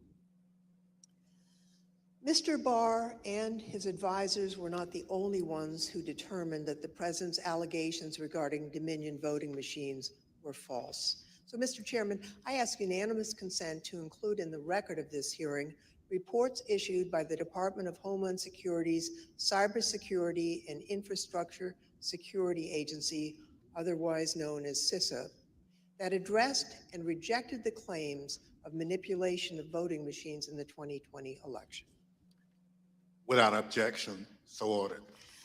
Thank you, Mr. Chairman. I also ask unanimous consent to include in the record a report prepared by the Michigan Senate Oversight Committee that disproved claims of election fraud in Michigan, as well as a statement by 59 of the country's leading election security scientists, noting the absence of any credible evidence that the 2020 election had been altered through technical compromise, and 5 other reports from organizations and individuals confirming there was no widespread fraud in the 2020 election or describing the spread of the former president's lies.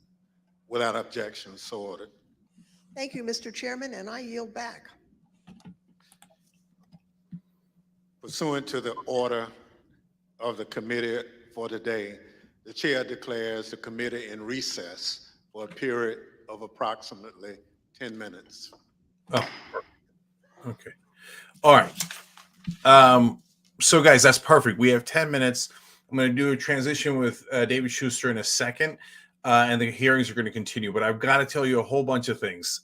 So first of all, devastating.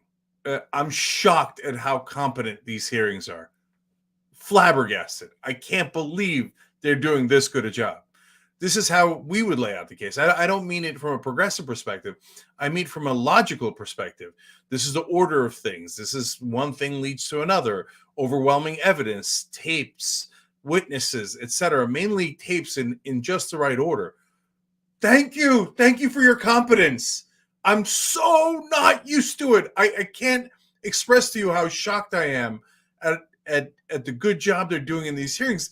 They're largely Democrats. This is unprecedented. And it goes to show you how low the bar is. I am so used to Democratic incompetence and Democratic leaders coming out going, and saying things that don't make any sense. When Zoe Lofgren started to make sense, I was like, yes, oh my God, she's a rational person and can put together sentences. I was worried that Liz Cheney was going to be the only one, and she's the Republican there, right? And so fantastic job. The video evidence is pulverizing, devastating. Every Trump lawyer basically saying the guy's nuts. We told him 1,000 times there's no evidence. And every time he's like, but what about the parrot and the truck? If the parrot and the truck were together at the same place, wouldn't you have a mule or 2,000 mules? And they're like, no, you insane person. None of this is true. Those are not liberals. Those are not Democrats. Those are not progressives. Those are Republicans on his team telling him, please, sir, please.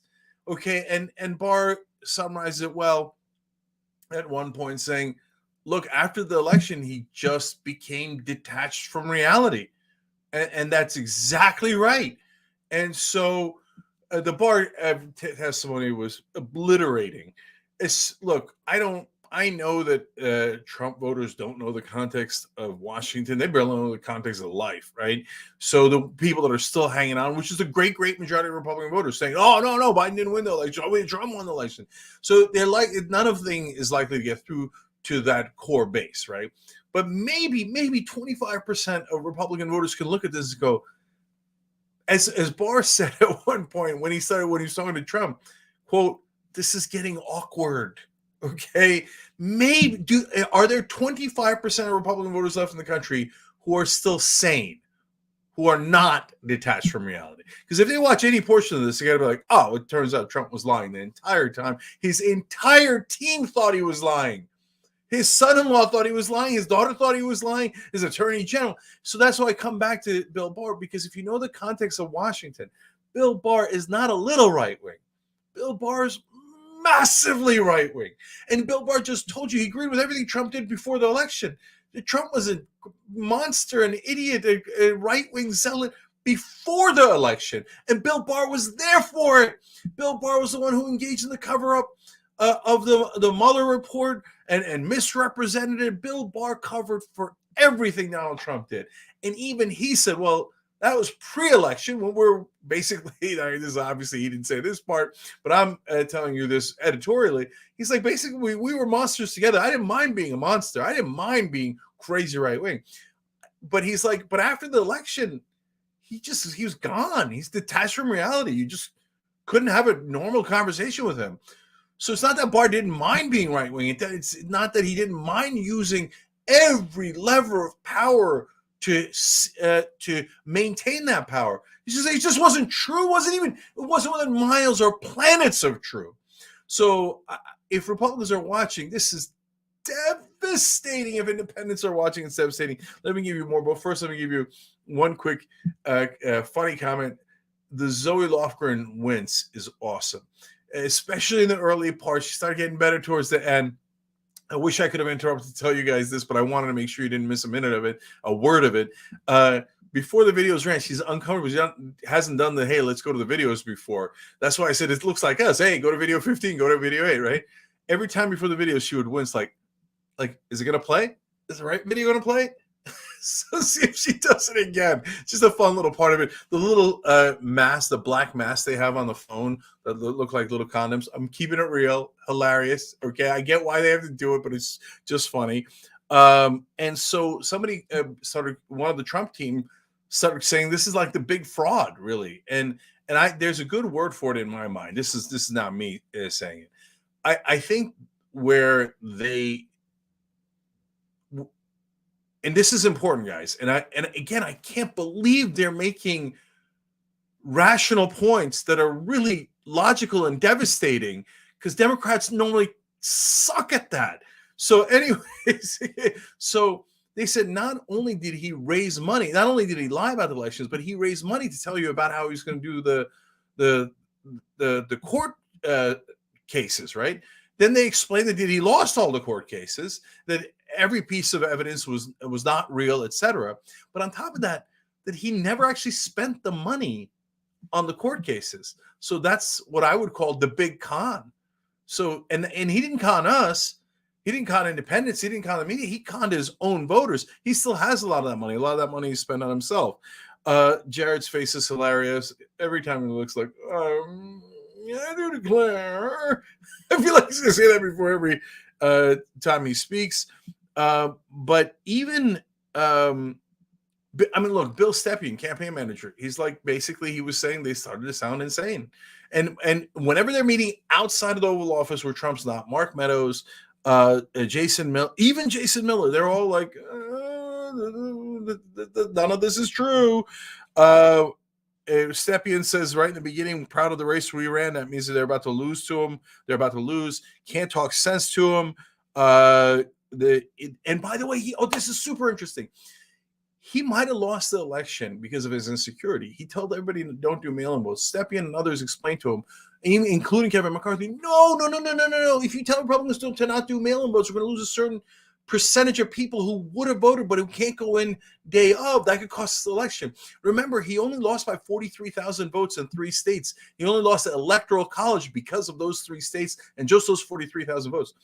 And he told people not to do the mail-in thing because he was so insecure that he was going to lose. He was setting up an excuse ahead of time. And that insecurity might have cost him the actual victory if he hadn't done that. And if he hadn't talked crap about the mail-in ballots and the Republicans had voted at the normal rate that they do with mail-in ballots, he might have won. But he cost himself because he was so worried about losing, because he's so insecure. He was so worried they were going to call him a loser. And that's why you see all the lies that you see afterwards. He can't admit to himself, let alone anyone else, that he lost, that he's a loser. That's why he became detached from reality. Stepien said about the campaign, it was structurally and financially deficient. He thought the new team, he was on Team Normal. Rudy's team was, quote, not honest or professional. Nuts was used at one time. Even another devastating part, Sidney Powell's own testimony in her defamation case, where she said no reasonable person would think that she was stating facts. Trump thought she was stating facts. At least 3/4 of Republican voters today, that's tens of millions of Americans, thought she was stating facts. She's not stating facts. Even she admits it. And she says, no reasonable person would believe me. And that's true. No reasonable person would, but these folks are not reasonable. Trump is not reasonable. And he has led a giant chunk of this country to also be detached from reality. And then finally, a couple last ones. He said, Barr said basically, and on others, there was this particular quote, never any interest in what the actual facts were. Barr said that. Trump never showed any interest in what the actual facts were. And I'll tell you one more thing. And now there was the funny elements where they bring in the suitcase. They're like, he's like, the suitcase in Georgia. It was crazy, right? And one of his top advisors is like, no, there was no suitcase. I love that part because we showed that on the Young Turks and we're like, look, guys, they keep saying there's a suitcase, but here's the video. We've looked at it 100 times. There's no suitcase. And so we didn't take the crazy bill. Even Trump's team looked at it 100 times. They're like, Mr. President, you're detached from reality. There's no suitcase. They're following the exact procedure they follow every time. Bill Barr said, Mr. President, you did better in Detroit this time than you did last time. If there was fraud, why would they have you doing better, not worse, right? But no facts matter at all. And I'm surprised, and I'm being honest about this, I'm surprised at the sanity of his advisors. I thought everybody in Trump's orbit was nuts. But here's a bunch of rational people. Again, all right-wingers, all people I disagree with, all people that I hope are never in power again. But they were not detached from reality. They were like, Mr. President, we looked at the tapes, we looked at the data, we looked at the evidence over and over again. None of it is true, Mr. President. The only person who seems to have believed it was true was Donald Trump. I don't think he's lying. I think he's actually nuts. Like I said, one of them even said it. Nuts. It's totally nuts. And then another hilarious moment was when people had to awkwardly describe that they were trying to keep Rudy Giuliani from the president during election night because Rudy came in sauced. That's why I was going like this in the live stream. By the way, we're going to cover all of it live. Okay, you don't. So if it's on, make sure you're watching with us because we're going to give you instant analysis just like this. And sometimes we have a little fun with it, right? I mean, the witnesses saying Rudy was drunk was hilarious. I'm going like this the whole time. Then Rudy comes on and he's like, no, it was all true. I mean, so it's surprisingly amusing as well. But I'm going to end on this thing I started with. I'm stunned at how effective this is. I can't believe the Democrats have put together a competent hearing. And if anyone's watching it, it's good night, Irene. This is an open and shut case. President's totally a lunatic. None of it was ever true. And Republicans think that. Right-wingers think that. Anyone who's looked at the evidence thinks that. So the only people left detached from reality is the president and a giant chunk of Republican voters. All right, let's bring in David Shuster. David's going to take it from here. David, you were watching. What'd you think? Cenk, I'll agree with you. I was surprised at how well they did, in part because they were thrown a major curveball when Bill Stepien, because his wife apparently went into labor this morning, said, like, I can't be there to testify. I got to be with my wife. Well, apparently the committee had been told by Stepien in advance this could be a possible conflict, so they were able to respond to the curveball very well in terms of having Stepien's videotaped deposition ready to go, having some of the other clips of Bill Barr and et cetera.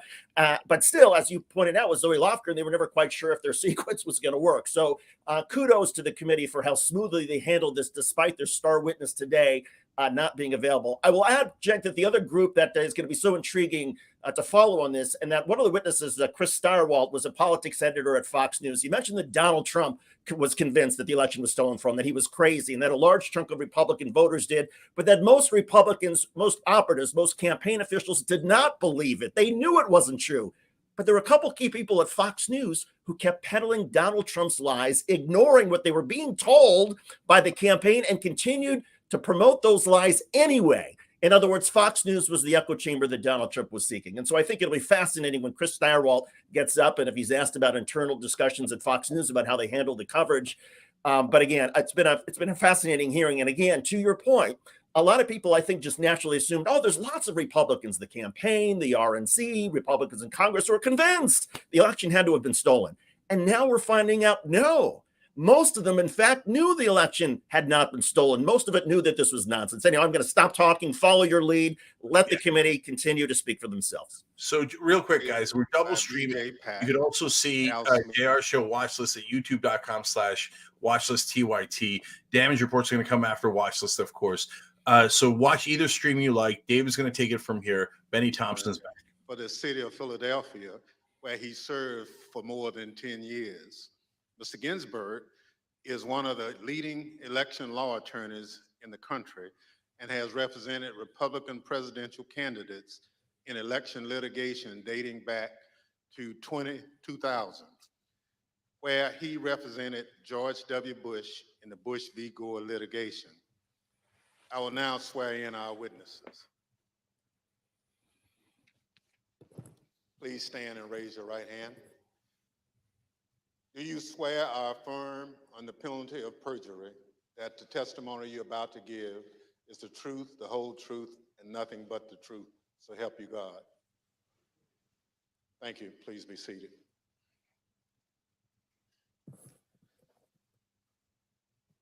Let the record reflect the witnesses answered in the affirmative. Pursuant to Section 5C8 of House Resolution 503, I now recognize the gentlewoman from California, Ms. Lofgren, for questions.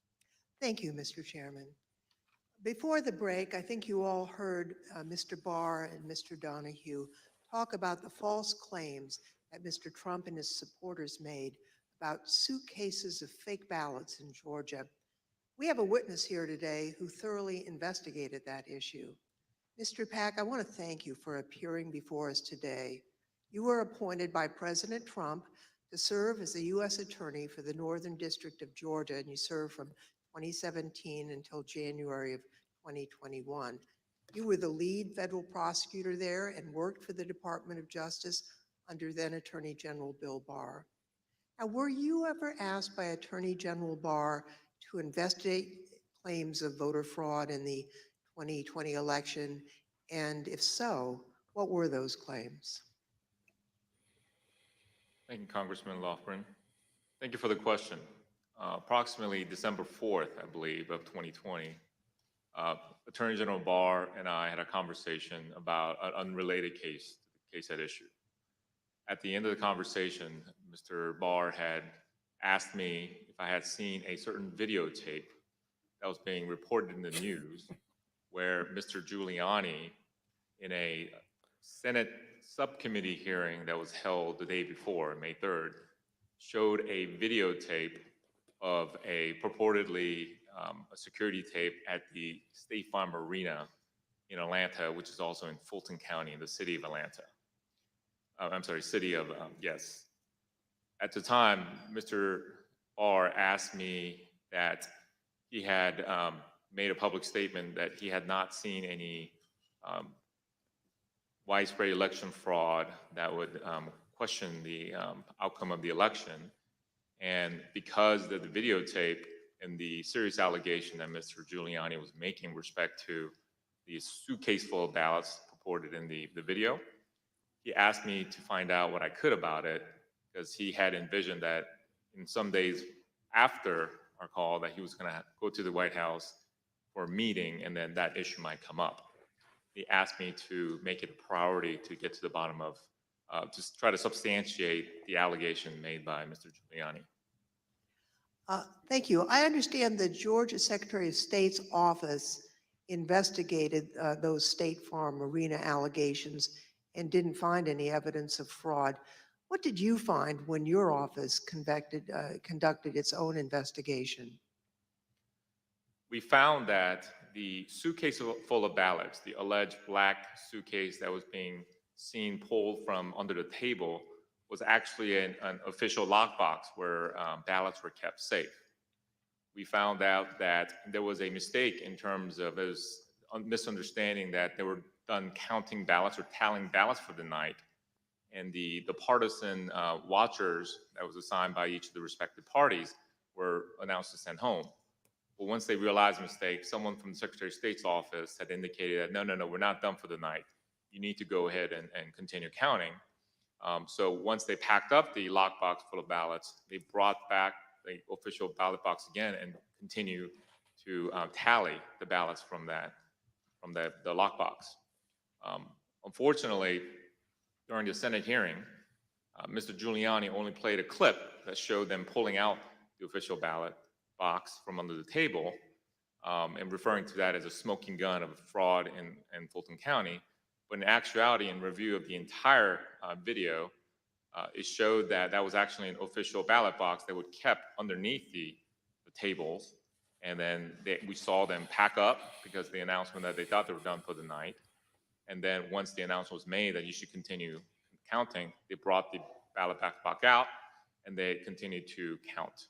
The FBI interviewed the individuals that are depicted in the videos that purportedly were double, triple counting of the ballots, and determined that nothing irregular happened in the counting, and the allegations made by Mr. Giuliani were false. Thank you very much. I'd like to play again a testimony from Mr. Donahue, who appeared before the committee before today. Mr. Donahue, we talked at some length about whether or not the White House or the president was informed about the Antrim report.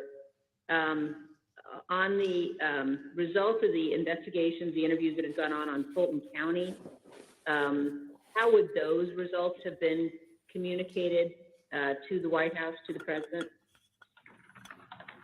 I don't know how they were initially communicated. I do know that they came up in subsequent conversations with the president.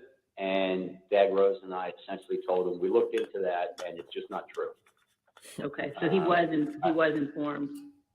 I told the president myself that several times in several conversations, that these allegations about ballots being smuggled in a suitcase and run through the machine several times, it was not true. That we looked at the video, we interviewed the witnesses, it was not true.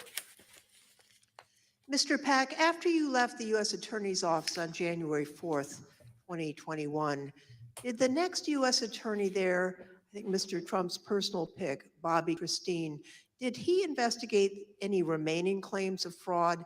And if so, did he find any evidence that supported the president's claims of voter fraud?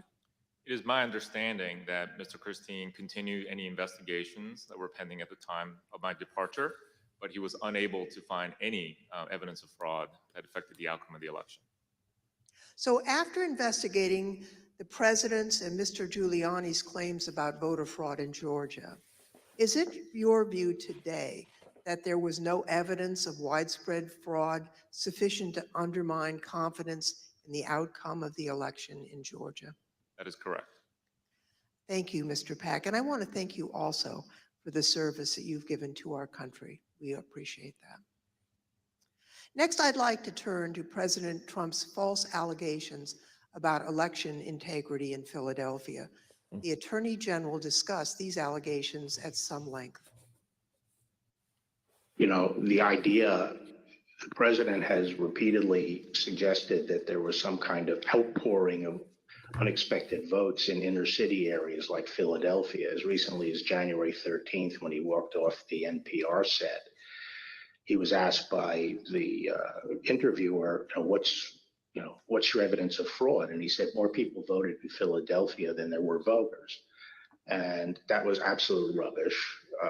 The turnout in Philadelphia was in line with the state's turnout. And in fact, it was not as impressive as many suburban counties. And there was nothing strange about the Philadelphia turnout. It wasn't like there was all these unexpected votes that came out in Philadelphia. So, I think once you actually look at the votes, and then there's an obvious explanation. For example, in Pennsylvania, Trump ran weaker than the Republican ticket generally. He ran weaker than two of the state candidates. He ran weaker than the congressional delegation running for federal Congress, and he ran weaker than the Republican, I think.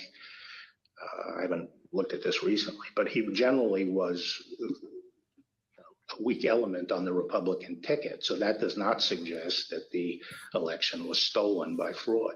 How about Pennsylvania and Bill McSwain? We were talking to the U.S. Attorney in Philadelphia about an alleged discrepancy between the number of absentee ballots issued and the number of ballots cast. Right. So that was one of the big ones for a period of time. I think that was raised at Gettysburg by Giuliani or something like that. But it kept on being repeated, and I found it annoying because it didn't seem that it was right. So I called McSwain, and he got back to me. He said, no, the problem is that Mastriano threw out this number. And what he did was he mixed apples and oranges. He took the number of applications for the Republican primary and he compared it to the number of absentee votes cast in the general election. But once you actually go and look and compare apples to apples, there's no discrepancy at all. And, that's one of I think at some point I covered that with the president. We have another witness here today who has detailed knowledge about the election process in Philadelphia. Mr. Schmidt, at the time of the 2020 presidential election, you were serving as the only Republican member of Philadelphia's three-member city commission, which is responsible for overseeing elections throughout the city. Is that correct? That's correct, Congressperson. So President Trump made numerous claims regarding fraudulent voting practices in Philadelphia, including the claim that dead people were voting. In fact, Mr. Giuliani told Pennsylvania state legislators that 8,000 dead people voted in Pennsylvania. You investigated those claims of voter fraud. Can you tell us what you found? Not only was there not evidence of 8,000 dead voters voting in Pennsylvania, there wasn't evidence of 8. Hmm.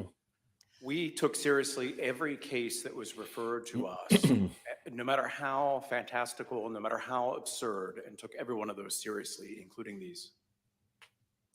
As it turns out, even Mr. Trump's campaign lawyers knew that the dead voter claims weren't valid. I guess the crooks in Philadelphia are disappointed in this. They only submitted 8,021 ballots from dead people, mail-in ballots for dead people. Probably easier for dead people to submit mail-in ballots than it is to vote in person. Rudy was at this stage of his life and the same ability to manage things at this level or not. And obviously, I think Bernie Kerik publicly said it. They never proved the allegations that they were making and they were trying to develop.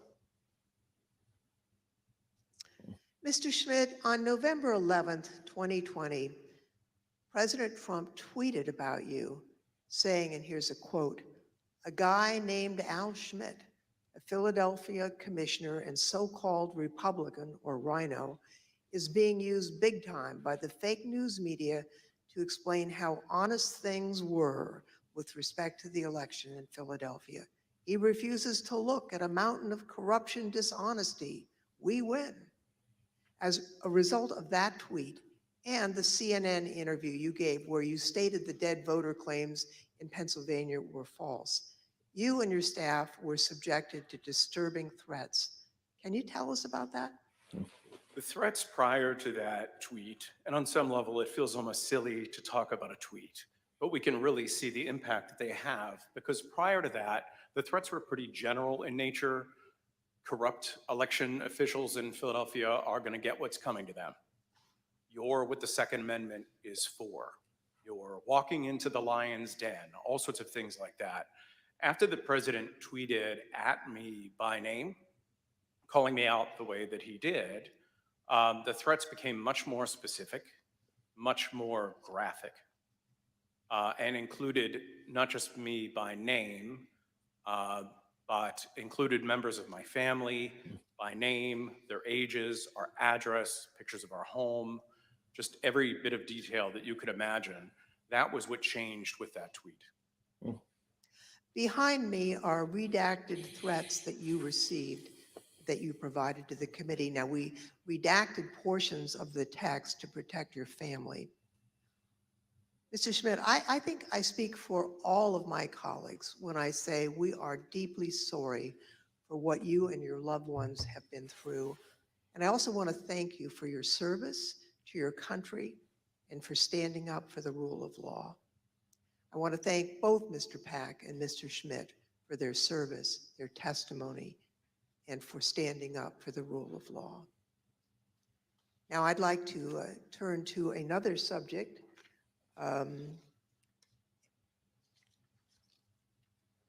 The courts in our country provide a legitimate venue for campaigns to challenge what they view as irregular election practices. Now, courts have the final say on how the law applies to those challenges. We have a renowned legal expert here to address the Trump campaign's activities in court. Mr. Ginsburg, you've spent your entire career representing Republicans in election-related litigation. You served as the National Counsel on Republican presidential campaigns in 2000, in 2004, and in 2012. You played a key role in the 2000 Florida recount that led to the Supreme Court's decision in Bush v. Gore. You served as the co-chair of the Presidential Commission on Election Administration. I think it's fair to say you're the most prominent Republican lawyer who's litigated in the election field. Now, you've analyzed the Trump campaign's litigation pretty carefully. What's the normal process for post-election litigation? How is the Trump campaign's different from the kinds of post-election litigation you've been involved in and know about? In the normal course of things, any campaign on the night of the election and the days after will do a couple of different things. One is that they'll analyze precinct results to look for abnormalities in the results, and they'll send people to those precincts to ask more questions.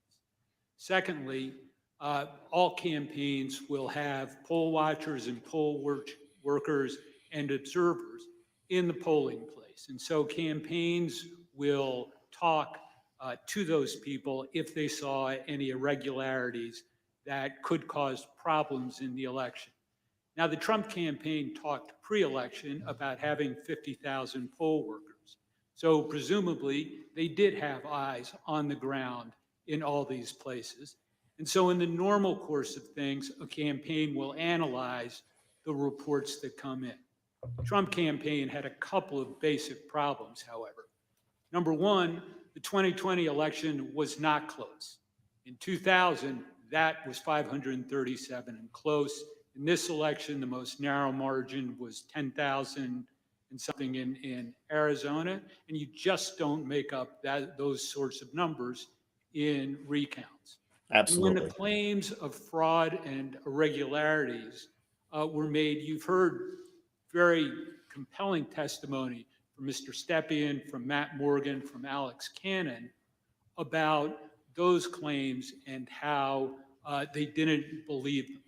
And so that put the Trump campaign on sort of a process of bringing cases without the actual evidence that you have to have in which the process is designed to bring out. So are you aware of any instance in which a court found the Trump campaign's fraud claims to be credible? No, there was never that instance. In all the cases that were brought, and I've looked at the more than 60 that include more than 180 counts. And no, the simple fact is that the Trump campaign did not make its case. The Select Committee has identified 62 post-election lawsuits filed by the Trump campaign and his allies between November 4th, 2020 and January 6th, 2021. Those cases resulted in 61 losses and only a single victory, which actually didn't affect the outcome for either candidate. Despite those 61 losses, President Trump and his allies claim that the courts refused to hear them out, and as a result, they never had their day in court. Mr. Ginsburg, what do you say about the claims that Mr. Trump wasn't given an opportunity to provide the evidence they had of voter fraud? Did they did they have their day in court? They did have their day in court. About half of those cases that you mentioned were dismissed at the procedural stage for a lack of standing. The proper people didn't bring the case, or there wasn't sufficient evidence and it got dismissed on a motion to dismiss. But in the other, there was discussion of the merits that was contained in the complaints. And in no instance did a court find that the charges of fraud were real. And it's also worth noting that even if the Trump campaign complained that it did not have its day in court, there have been post-election reviews in each of the 6 battleground states that could have made a difference. And those ranged from the somewhat farcical Cyber Ninjas case in Arizona to the Michigan Senate report that was mentioned earlier, the hand recount in Georgia that Mr. Pack addressed. And in each one of those instances, there was no credible evidence of fraud produced by the Trump campaign or his supporters. Thank you. You know, as Mr. Ginsburg has explained, there are no cases where the Trump campaign was able to convince a court that there was widespread fraud or irregularities in the 2020 election. Over and over, judges, appointed by Democrats and Republicans alike, directly refuted this false narrative. They called out the Trump campaign's lack of evidence for its claims, and the judges did that even in cases where they could have simply thrown out the lawsuit without writing a word. You can see behind me a few excerpts from the decisions in these 62 cases. The Trump campaign's lack of evidence was criticized by judges across the political spectrum. In Pennsylvania, a Trump-appointed judge concluded, quote, "Charges require specific allegations and proof. We have neither here." Another Trump-appointed judge warned that if cases like these succeeded, quote, any disappointed loser in a presidential election able to hire a team of clever lawyers could flag claimed deviations from election results and cast doubt on election results. The list goes on and on. Allegations are called, quote, an amalgamation of theories, conjecture, and speculation. In another, strained legal arguments without merit, unsupported by evidence, derived from wholly unreliable sources, a fundamental and obvious misreading of the Constitution. The rejection of President Trump's litigation efforts was overwhelming. 22 federal judges appointed by Republican presidents, including 10 appointed by President Trump himself, and at least 24 elected or appointed Republican state judges dismissed the president's claims. At least 11 lawyers have been referred for disciplinary proceedings due to bad faith and baseless efforts to undermine the outcome of the 2020 presidential election. Rudy Giuliani had his license to practice law suspended in New York, and just this week, a newly filed complaint will potentially make his suspension from practicing law in DC permanent. And as we've just heard from perhaps the most preeminent Republican election lawyer in recent history, the Trump campaign's unprecedented effort to overturn its election loss in court was a deeply damaging abuse of the judicial process. As stated by U.S. District Court Judge David Carter, this was, quote, a coup in search of a legal theory. Thank you, Mr. Chairman. I yield back. I want to thank our witnesses for joining us today. The members of the Select Committee may have additional questions for today's witnesses, and we ask that you respond expeditiously in writing to those questions. Without objection, members will be permitted 10 business days to submit statements for the record, including opening remarks and additional questions for the witnesses. The second panel of witnesses is now dismissed. This is one of the tightest congressional hearings you will ever see, and goes in part because of the agreement among committee staff and among the committee members. But to have such a high-profile hearing where the testimony from 3 members of a panel is literally less than a half an hour, again, it goes to show the committee is determined to make this tight, to make it succinct, to not get caught in the weeds. They're bringing the witnesses up for their points, and then they're letting them go. Let's listen.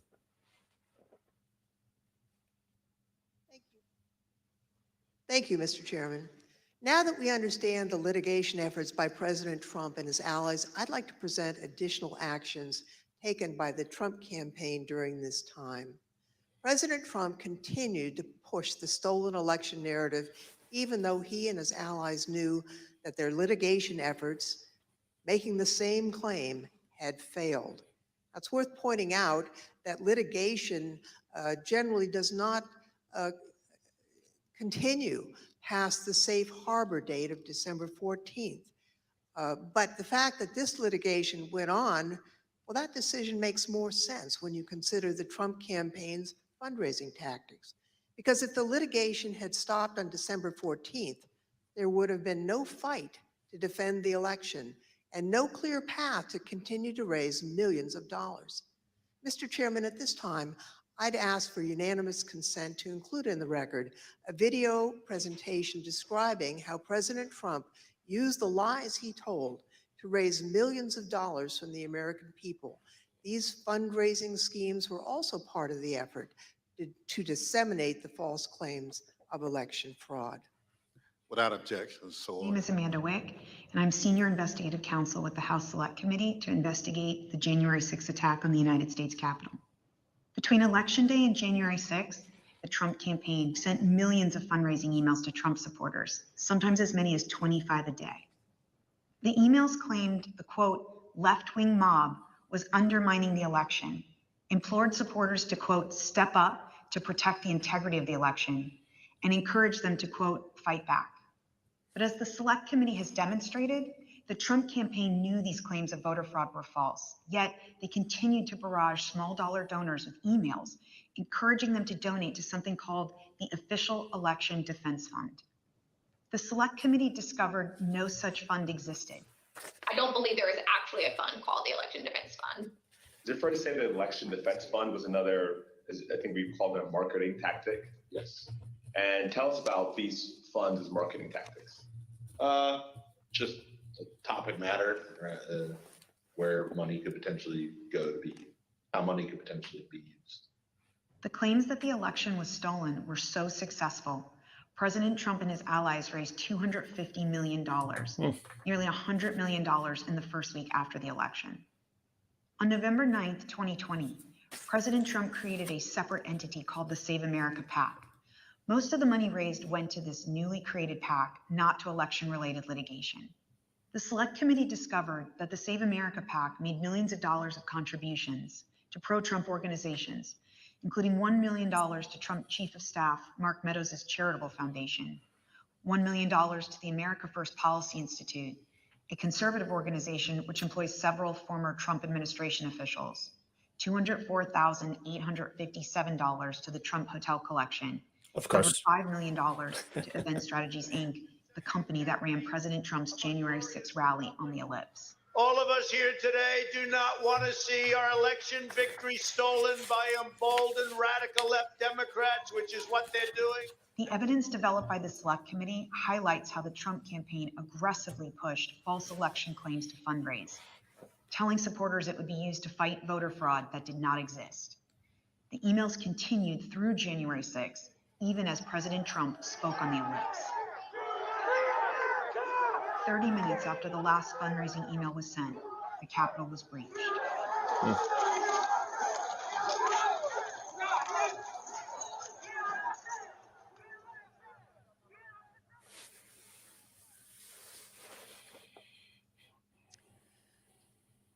Every American is entitled and encouraged to participate in our electoral process. Political fundraising is part of that. Small dollar donors use scarce disposable income to support candidates and causes of their choosing, to make their voices heard.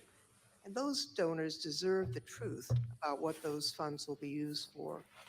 Throughout the committee's investigation, we found evidence that the Trump campaign and its surrogates misled donors as to where their funds would go and what they would be used for. So not only was there the big lie, there was the big ripoff. Donors deserve to know where their funds are really going. They deserve better than what President Trump and his team did. Mr. Chairman, I yield back. Without objection, the chair recognizes the gentlewoman from Wyoming, Ms. Cheney, for a closing statement. Thank you very much, Mr. Chairman. Mr. Chairman, I would like to thank all of our witnesses today. And I'd also like to, in particular, wish Mr. Stepien and his family all the best on the arrival of a new baby. Today's hearing, Mr. Chairman, was very narrowly focused.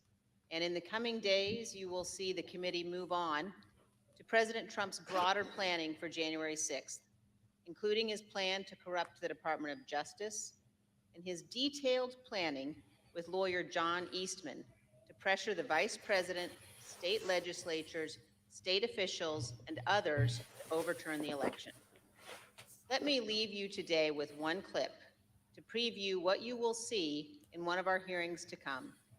This is the testimony of White House lawyer Eric Hirschman. John Eastman called Mr. Hirschman the day after January 6th, and here is how that conversation went.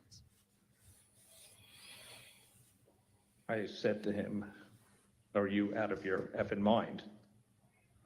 Right? I said, I only want to hear two words coming out of your mouth from now on. Orderly transition.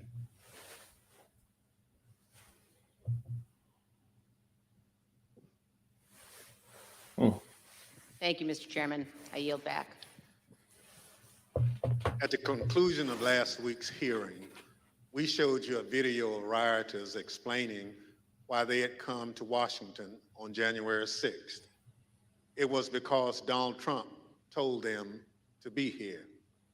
Today, we heard about some of the lies Donald Trump embraced and amplified when it became clear he didn't have the numbers of votes to win the election.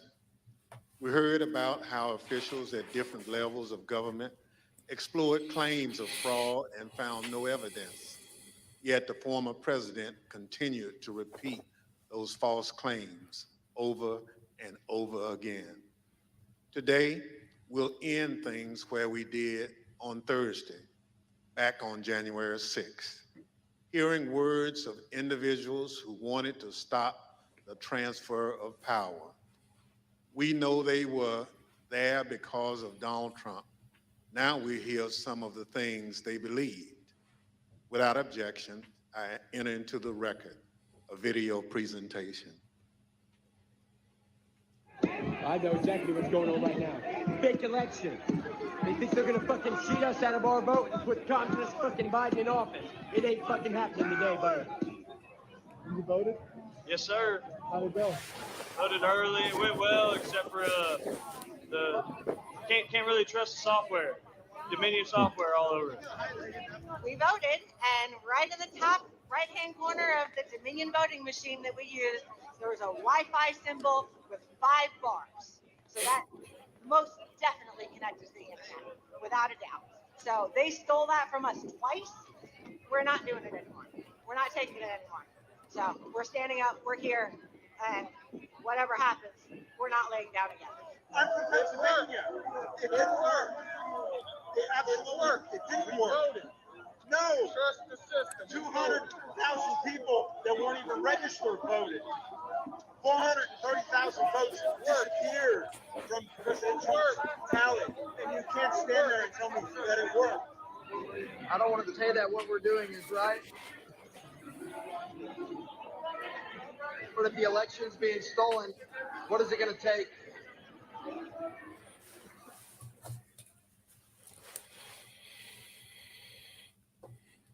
The chair requests those in the hearing room remain seated until the Capitol Police have escorted members from the room. Without objection, the committee stands adjourned.